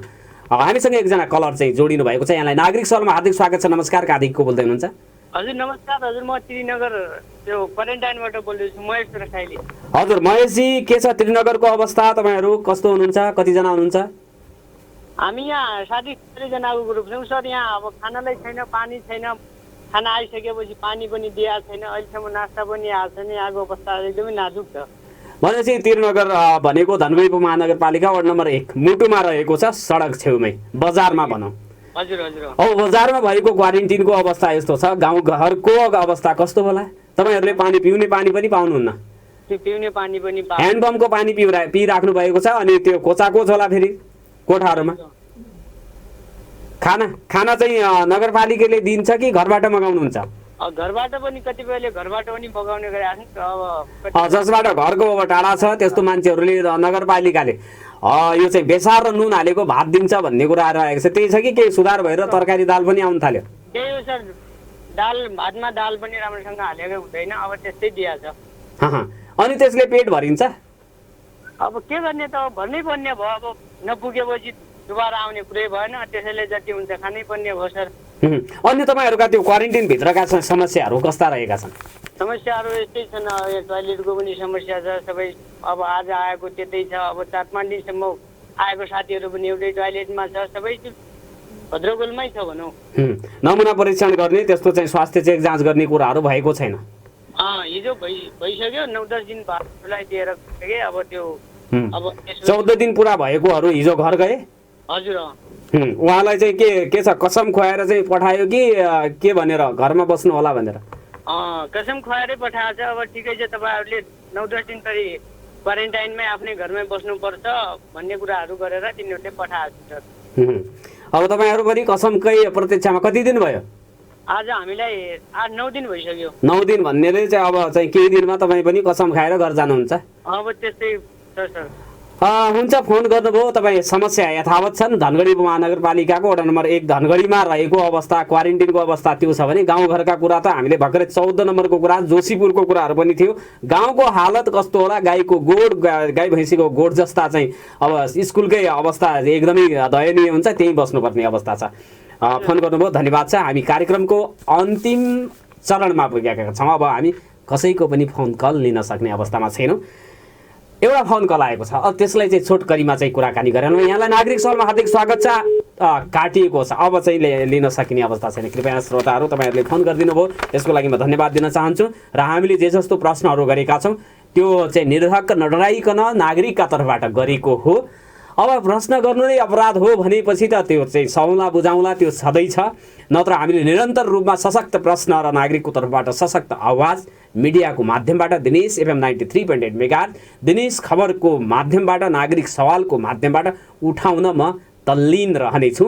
र अब यसमा हामीले चाहिँ बोल्ने कुरामा हामीले कसैलाई निशाना बनाउने, कसैको बदनाम गर्ने, कसैलाई चाहिँ निम्छरो देखाउने चाहिँ मनसाय होइन। नागरिकहरू सशक्त हुन्, देश सशक्त होस्, सरकारहरू समृद्ध हुन्, देश समृद्ध होस्, सरकारहरू सशक्त, सुस्त र दुरुस्त हुन्, राष्ट्रसेवक कर्मचारीहरू पनि एकदमै इमान्दार हुन् भन्ने हाम्रो एकदमै यो चाहिँ भावना रहेको छ, सदिच्छा रहेको छ। यसमा हामी निरन्तर रूपमा इमान्दार भएर आफ्नो कर्ममा लागि पर्नेछौँ भन्दै आजको बसाइबाट प्रविधिमा साथ दिनुहुने आरडीजी, छोटुजी दुवैलाई धन्यवाद दिँदै हामीलाई फोन गर्नुहुने हाम्रा चाहिँ श्रोताहरू, हामीसँग संवादको लागि जोडिनुहुने सबैलाई धन्यवाद दिँदै बिदा माग्छु। नमस्कार, शुभ दिन।